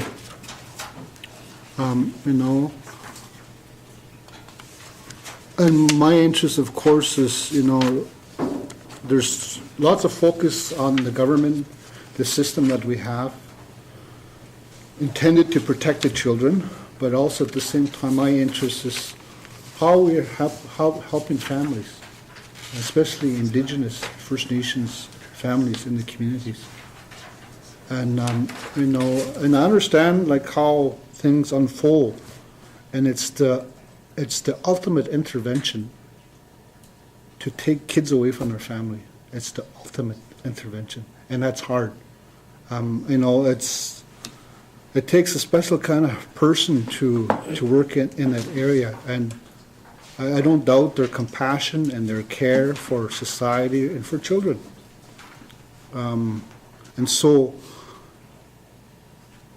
further on that point, I understand with how the legislation is set out in the preamble. It says, first and foremost, the protection of the child has to be utmost. But secondary is that there has to be a recognition of different values, and those different values, from my understanding, is my First Nations culture. And how is it that grandparents or extended families, how are they, have a role in this whole issue? I've recently, a grandparent told me, well, why is my kids, my kids being taken away? What voice do I have in that? So I wanted to ask the question, what role do grandparents and extended families have? Mr. Cooper. Thank you, Mr. Chair. I think I'd like to pass. This is getting into an area of operations and practice. And before I pass it over to Natalie, I would like to just to say that it's certainly very clear to me as a relatively new person here that our legislative framework is very different than what you may see in other parts of the country. It very much reflects a spirit of reconciliation and of cultural respect, and there are embedded inside the legislation, there are requirements that we work in ways that are different. In our quality improvement plan, we recognized that as we go forward, we have to work with cultural respect in mind, and there are a number of actions that do that, but I'm speaking now as a bureaucrat and not as a person that's on the front line and actually working to engage families and so on. So I'd like to pass it to Natalie, who's closer to the practice realm. Thank you. Mr. Cooper, Madame Nadeau. Thank you. I think it's a very important question that you asked and very dear to every social work's heart, like in terms of keeping kids close to their family. And you're right, like in the legislation, one of the principles is to look at every option possible within the child's family, extended family, but also the community in which the child lives in. So it goes beyond kind of the closer to the family. It really looks at kind of the community setting as well, being a community member. So there's different ways that we go about. So in the provision of the legislation, when we apprehend a child, we need to prove that we've looked at and exhausted every single option for a child to be placed within their immediate family or their extended family. So, and there's cases in which that if we're in court and we present an apprehension order and we have a family member coming forward and saying, yeah, I'm willing to take care of that kids, it'll be dismissed and then we'll work with that particular family. So like our legislation is quite permissive in terms of looking at ways that we can work with families. And there's different ways from kind of having that voluntary service agreement with the parent, but also supporting the grandparents who's taking care of the child. So we're very very engaged through our standard, through our legislation, but also through our practice to ensure that kids remain within their home setting or within their community. And as you can see, like in the director's report, like the 10-year trend, we're really focused on shifting that from a being reactive and protective to a more voluntary base and preventative measure. So I think this has been quite a success. That Northwest Territory is kind of a leading practice in that area and supporting families through more preventative kind of aspect of it. Yeah. Thank you. Ms. Natalie. Yeah, thank you. Just maybe my final question and is to ask whether, grandparents or extended families are part of the definition of families. Thank you. Madame Nadeau. Yeah, thank you. Absolutely. I think definitely when we look at a family composition and that we, that again, our act is live and breed kind of the setting of the Northwest Territory and being respectful of the Indigenous culture, of not looking at kind of just the family unit, but actually the extended family unit, and as more of a community setting and a community member spirit. Definitely they are part of the immediate family that we're looking at. Yeah, thank you. Okay. Mr. Thompson. Thank you, Mr. Chair. So, in your answers in your presentation, you talked, Mr. Cooper, you talked about in Newfoundland that there was health and social service or child and welfare was moved away from health. It was preached away from that. So, has the department looked at this? Because right now, it just seems social services is the poor sister of health, and it seems a lot of resources are going to health, but, we're seeing limited resources there. So has the department looked at that as an option? Thank you, Mr. Chair. Thank you, Mr. Thompson. Mr. Cooper, I believe you mentioned a standalone CFS department that you were working on in Newfoundland. That's correct, yes. Mr. Cooper, go ahead. So, well, of course, Mr. Chair, the machinery of government is, of course, the prerogative of the Premier. But if I could share my own perspective on this, I've worked in a model where child welfare was delivered as part of a Department of Social Services. I've worked in a model where I was responsible for it as a vice president at a community health board inside a health authority.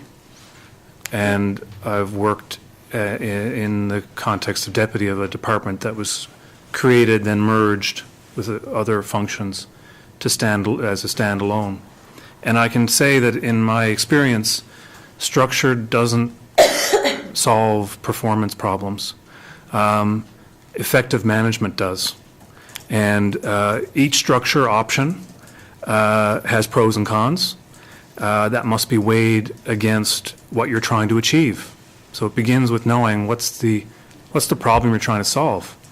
And you also need to weigh, in my observation, what the unintended consequences of restructuring can be on your ultimate outcome, which should be improving services. I'm not commenting on policy decisions made by my former employer or my current employer. I'm just framing for you that in my observation, we must ask first, how is structure going to make it better? What's the problem problem we're going to solve? And in child and family services, many of the levers that we need to prevent, to support families, and to actually deal with the issues that make them need us or that get us called, they're health. It's primary health care. It's part of the community health basket. When I look at the opportunity we have learning from our quality issues to get better, I'm excited by the levers that exist within our integrated authority. The fact that we have, through our Indigenous Health and Community Wellness, we've got early childhood programming that we can do a better job linking. We've got linkages with Indigenous governments that we can do a better job linking. We've got work in mental health and addictions that is critical to bring into this discussion. So I know I'm arguing a little bit towards, I guess, an opinion about the current setup, but I do believe that if we want to move our system to being more upstream and actually focus on what is causing people to need us, one of the options we would have to look at is how to improve the teamwork to make that happen. And as a system, this is something we are seized with more broadly in terms of our work on primary health care reform. It's that issue of how can we take the resources we have, do a better job breaking down the silos and wrap them around people that need them. And I will share, just as an anecdote, just to conclude the answer to your question, just to the point that structure doesn't solve performance problems. I was sharing with MLA Simpson on the break that it was probably a little over 2 years ago that I was before the legislature of Newfoundland and Labrador explaining why years after the creation of a standalone department, the infusion of significant resources, ironically acting on my advice about the caseloads that we should be moving towards and got, one of the only ones in the country of capped caseloads, a funding model of 6 social workers for every 120 cases, 1 supervisor for every 6 social workers, a team of case aides, family preservation workers, and so on. Why was it that when the Auditor General came in, the province of Newfoundland and Labrador has its own Auditor General, why was it that we were still finding challenges with complying with standards? And so I just share that because there was such great hope that by changing the machinery of government and going through all that we did, that the structural problems of, or the performance problems of the system would be improved. And there have been improvements, but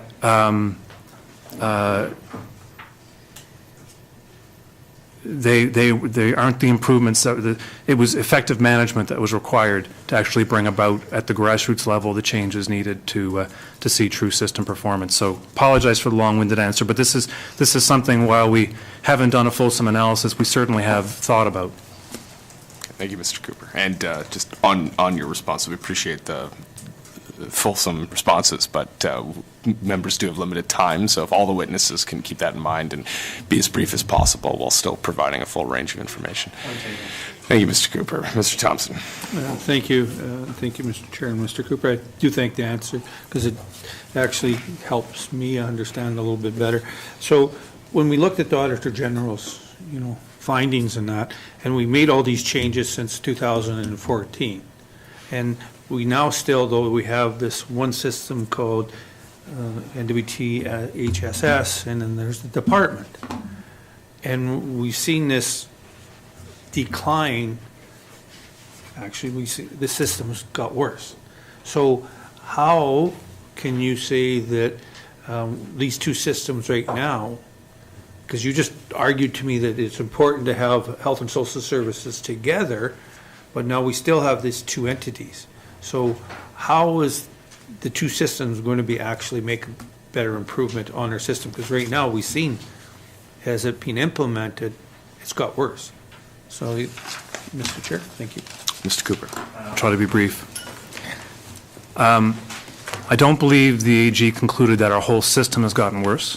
I think they have pointed out something very important about certain areas of standards where we were less compliant now than we were. So there was a telescopic view of our system that is a panorama. There are strengths. There are things working well. So, but I do take the point. Your question is, how can we say, given the system issues found, how can we say that we're actually making a difference and getting better? I wouldn't talk about us as two systems or four. We are one, and that is how we've approached our planning and work together, and that is how we will succeed. What has been important, as the AG pointed out, is that we had to get clearer as we were making change about who's doing what. And what we've done is clarify the role of the authority in clinical leadership and the department in legislation standards and overall performance monitoring. That has been sorted. Proof is in the pudding. We have we've done some good work in these last months, and so we are truly acting as one system. And some of the changes we've made are in relation to that. Ms. Johnson. Thank you, Mr. Cooper. And maybe I misphrased, I shouldn't have said it was getting worse, but this social service area of child apprehension has got worse. So, you know, very clearly that seems to be an issue. When I talked to the Auditor General this morning and asked the question, you know, we look at best practices out there. You know, fortunately, Mr. Cooper, you've come from Newfoundland who had a good system, but we also look at Alberta. And, you know, I've been done a little bit of research, and when you look at it, Alberta's 48 hours from the time the child's apprehended to the process. But they have access to a judge.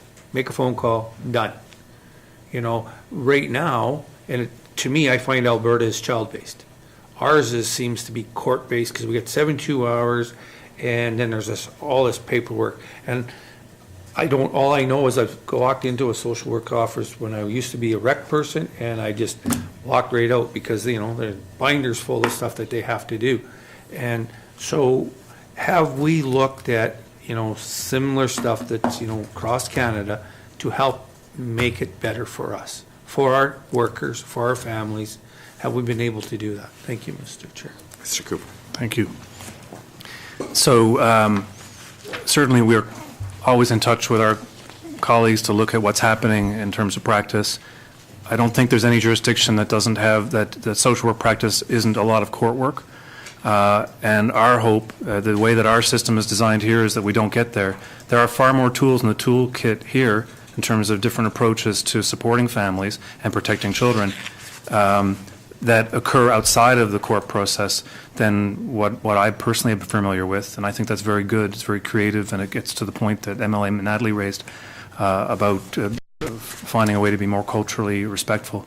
So, you know, absolutely the issue of court processes, paperwork, we know is a burden. We have tools to try to support people with that, and the work that we're doing going forward to look at workload redesign, I'm confident that we can make some improvements there while also keeping true to our prevention values and supporting families. Mr. Cooper. Next, we have Ms. Green. Thank you. I'd like to continue with my line of questioning about specific improvements. So again, with the OAG report, the screening and annual reviews of the foster homes was found to be incomplete. And I wondered when you can anticipate that the screening and annual review, the screening will be up to date. Let's just start with that. Thank you. Mr. Cooper. Thank you. I think I'll defer to the authority, please. Then Nadeau. Yeah, thank you. Mr. Cooper kind of explained a little bit our quality review process. So one of the things that we've done, and the authority and DHC is taking the lead for the system to look at all foster care files. So we didn't do the approach of kind of having a snapshot and looking at these files and kind of generating some action plan based on it.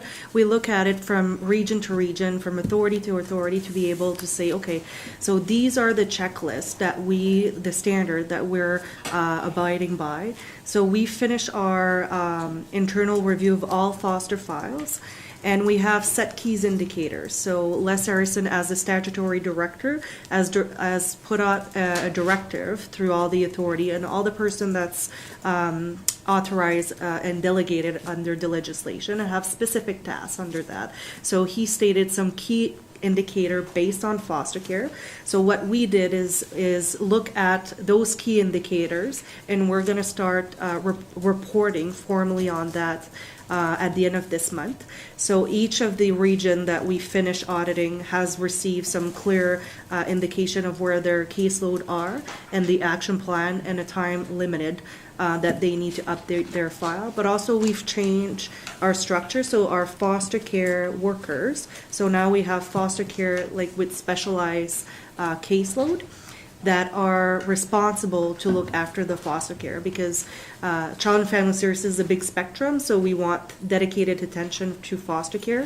So they're being trained of doing those quality review and working as a team to be able to make sure that we have the compliant. And one of our working group through our quality committees is dedicated to foster care. So these indicator report will be reported through the quality committee and look at ways to improve. Our goal is always to do 100%, right? But in any quality improvement initiative, like the thing that we're focused on is improvement. And that will inform, because I'm able to look at the root causes of things and inform training as well, because we have a training team now that is embedded in the region.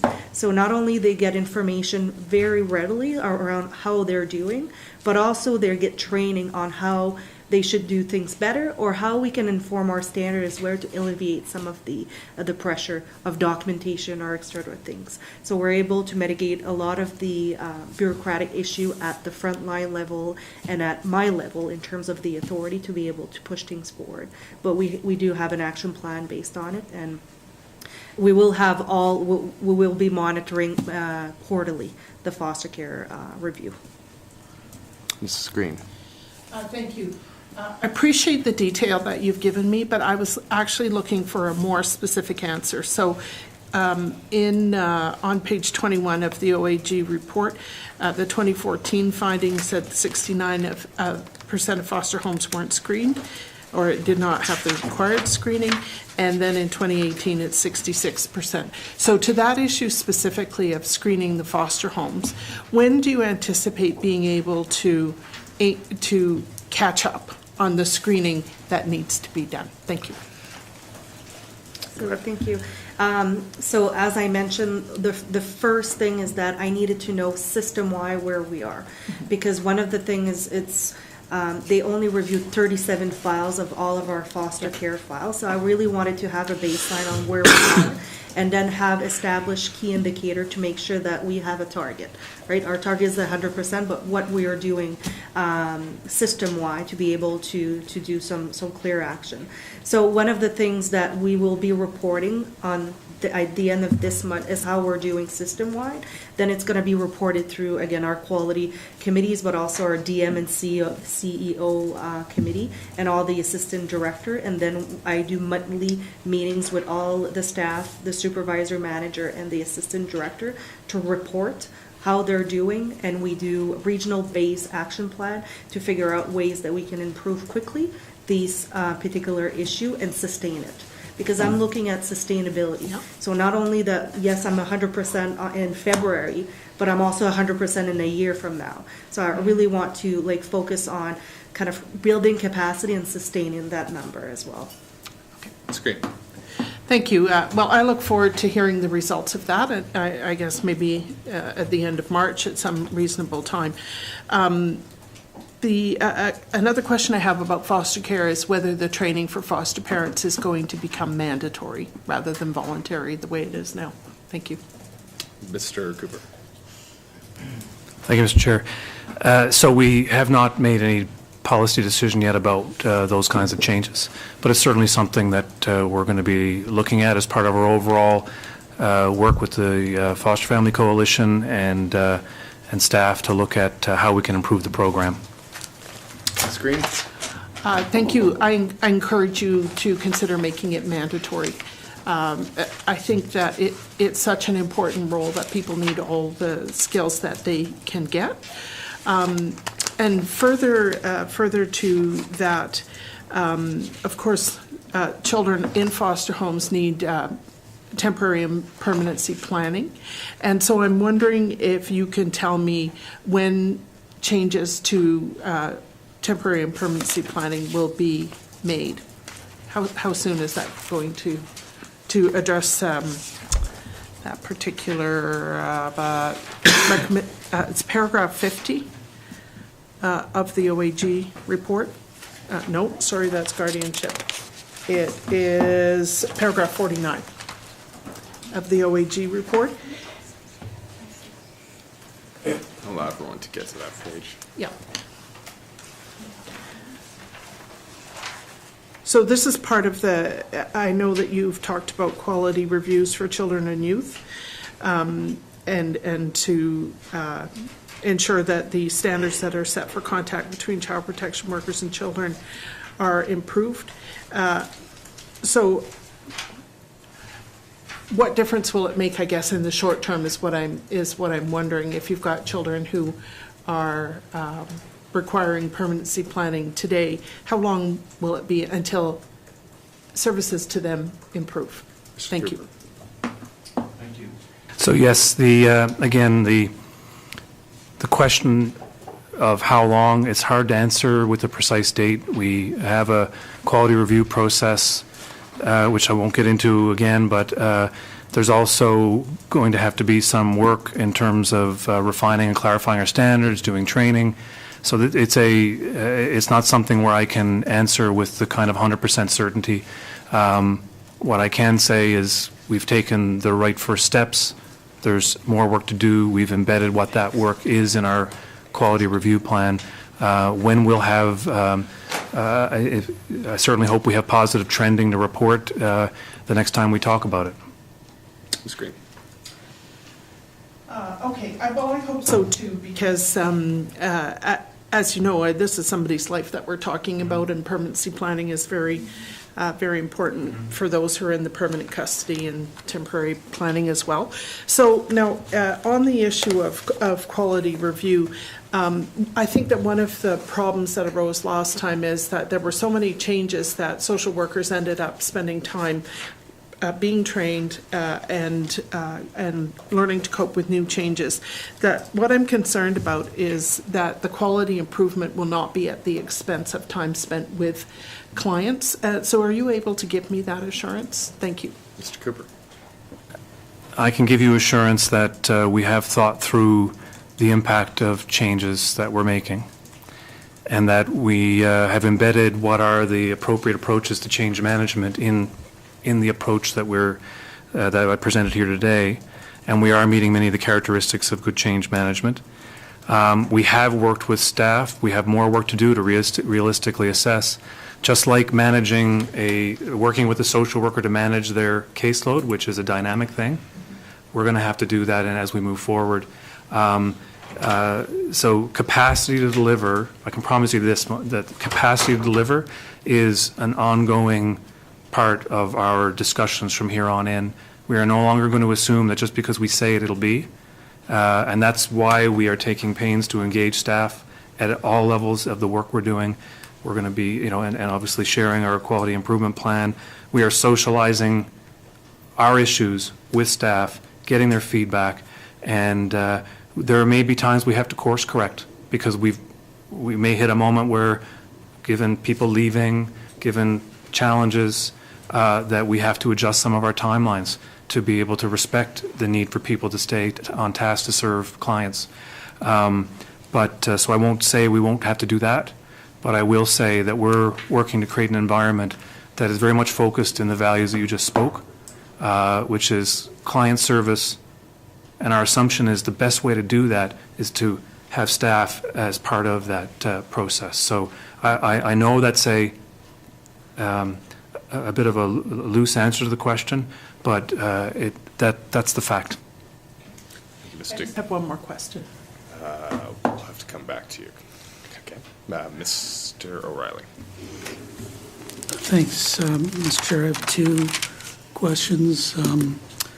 So in 2 minutes or less, can you tell me what accreditation is going to do in terms of improving outcomes? What kind of resources are involved in it, and what kind of value is it going to bring? Thanks, Mr. Chair. Mr. Cooper. I'm going to pass that to Sue. Ms. Collins. Thank you, and I will be brief. Accreditation provides us with that third-party independent assessment, and what's positive about the accreditation process is the quality improvement plan. The components of the quality reviews that we're doing are all knitted within the accreditation program.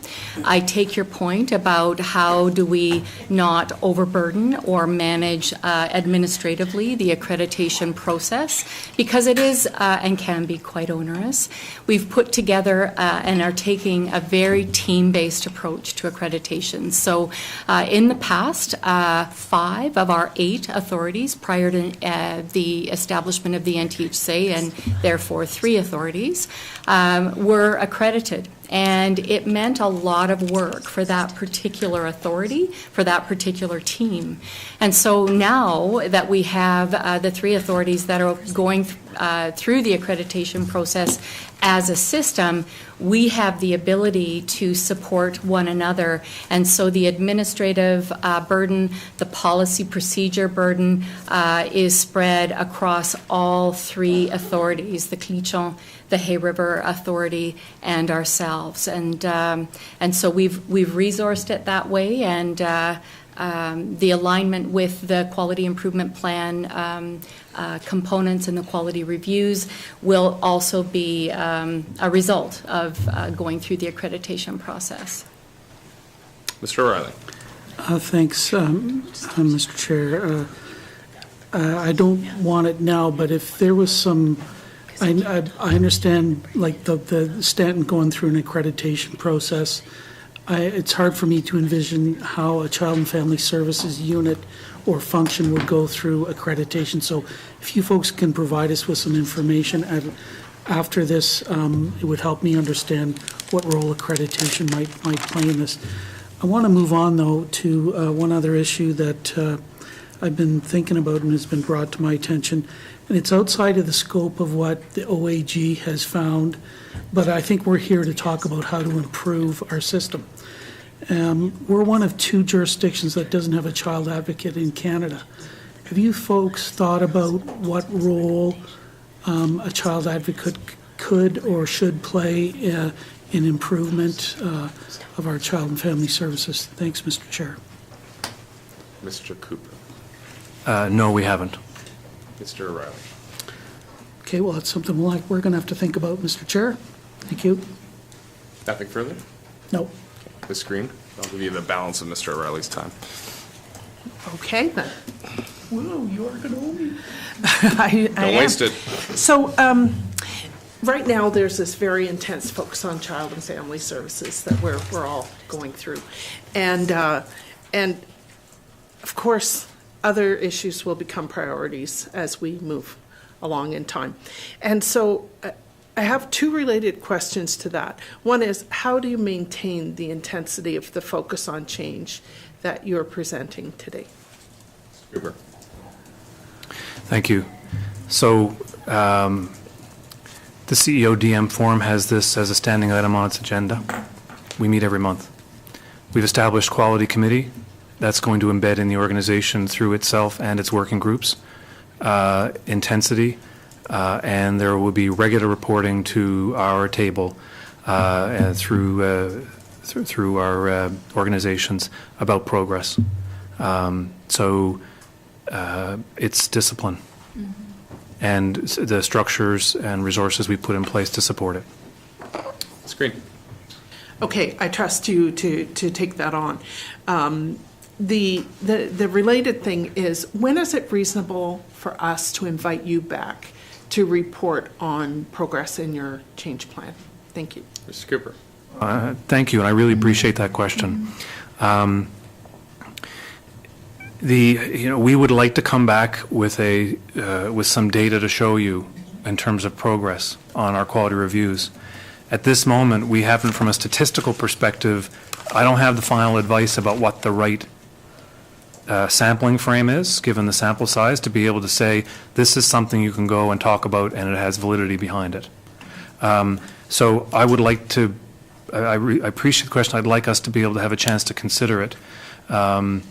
Certainly biannual would absolutely be on point.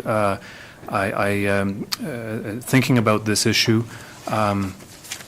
it does, we've spent as a system hundreds of hours dealing with all of the matters pertaining to the OAG audit and preparations for these kinds of discussions. So that's actually why I really appreciate your question, because we do worry sometimes that our eye gets taken off of the real issues from time to time. So I would like, I think that's an important dialogue for us to have. We want to meet our obligation to openness, transparency, and performance. We want to do it in a way where we can have meaningful discussions that's evidence-based so that we together can work to improve our system.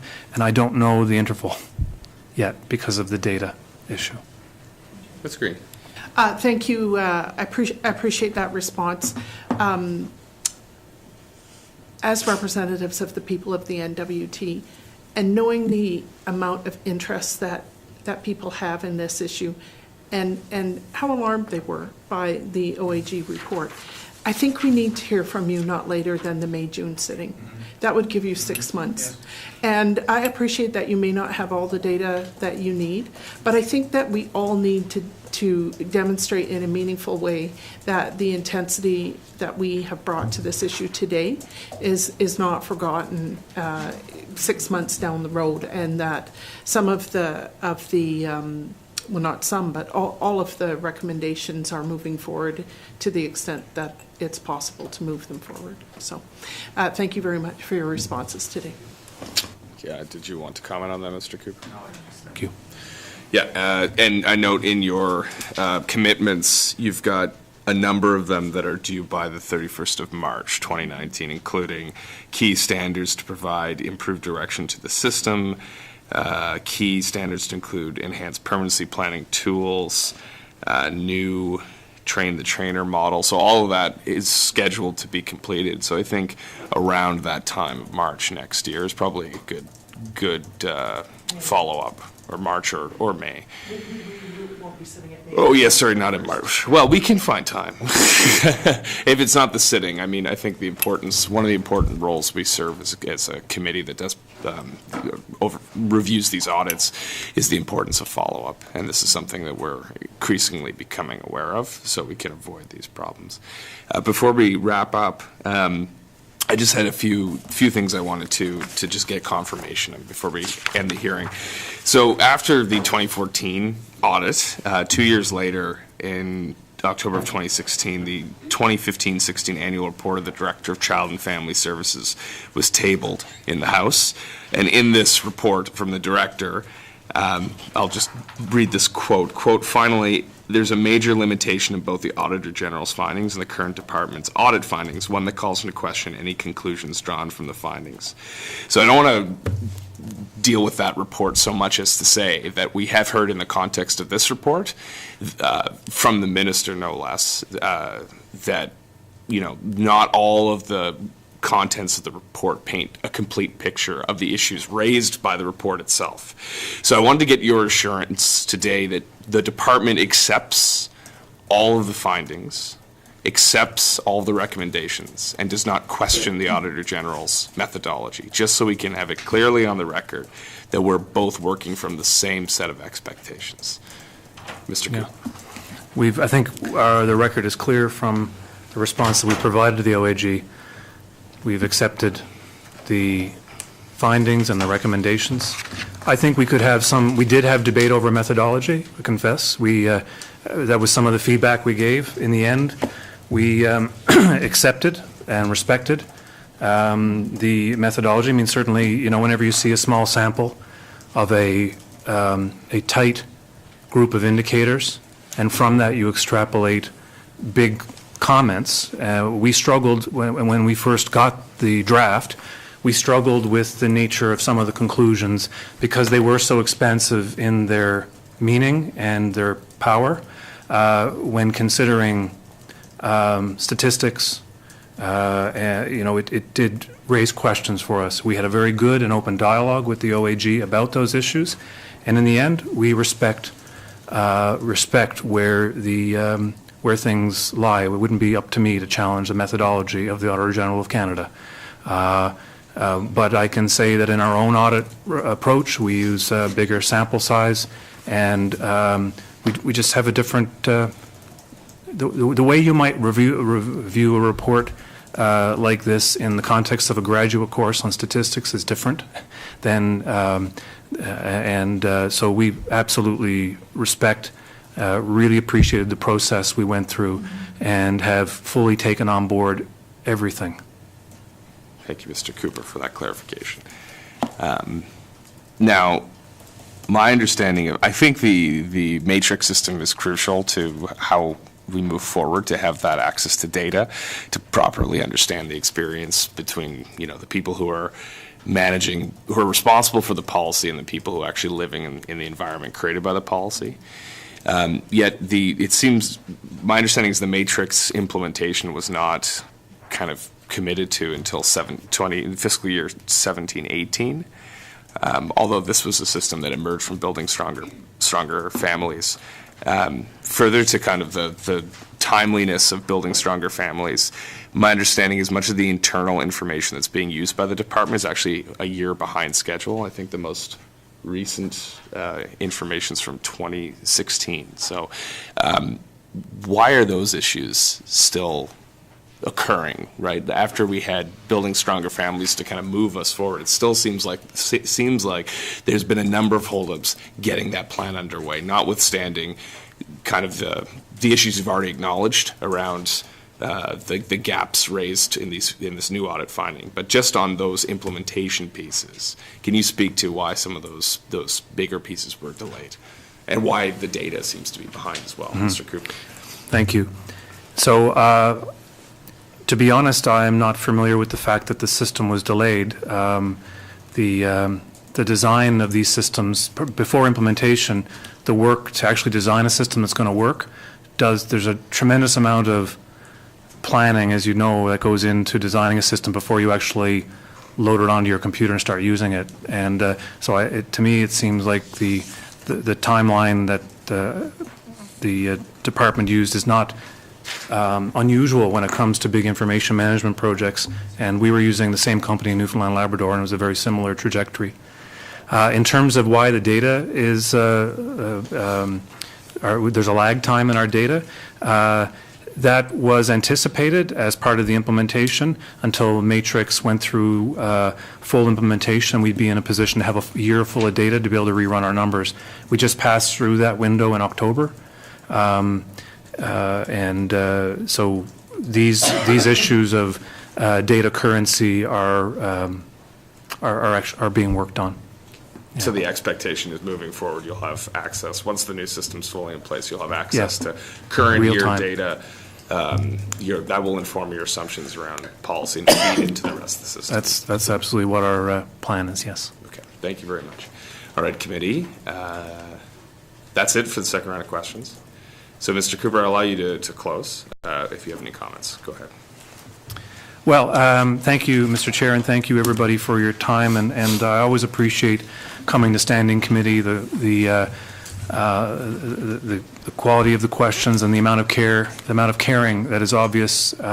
It's as a public servant dedicated to this, and as a team here dedicated to making this better, we understand the spirit with which this conversation is occurring. We take it seriously, and coming out of this process, we are going to be better, and we certainly look forward to your feedback to help us get there. Thank you, Mr. Cooper.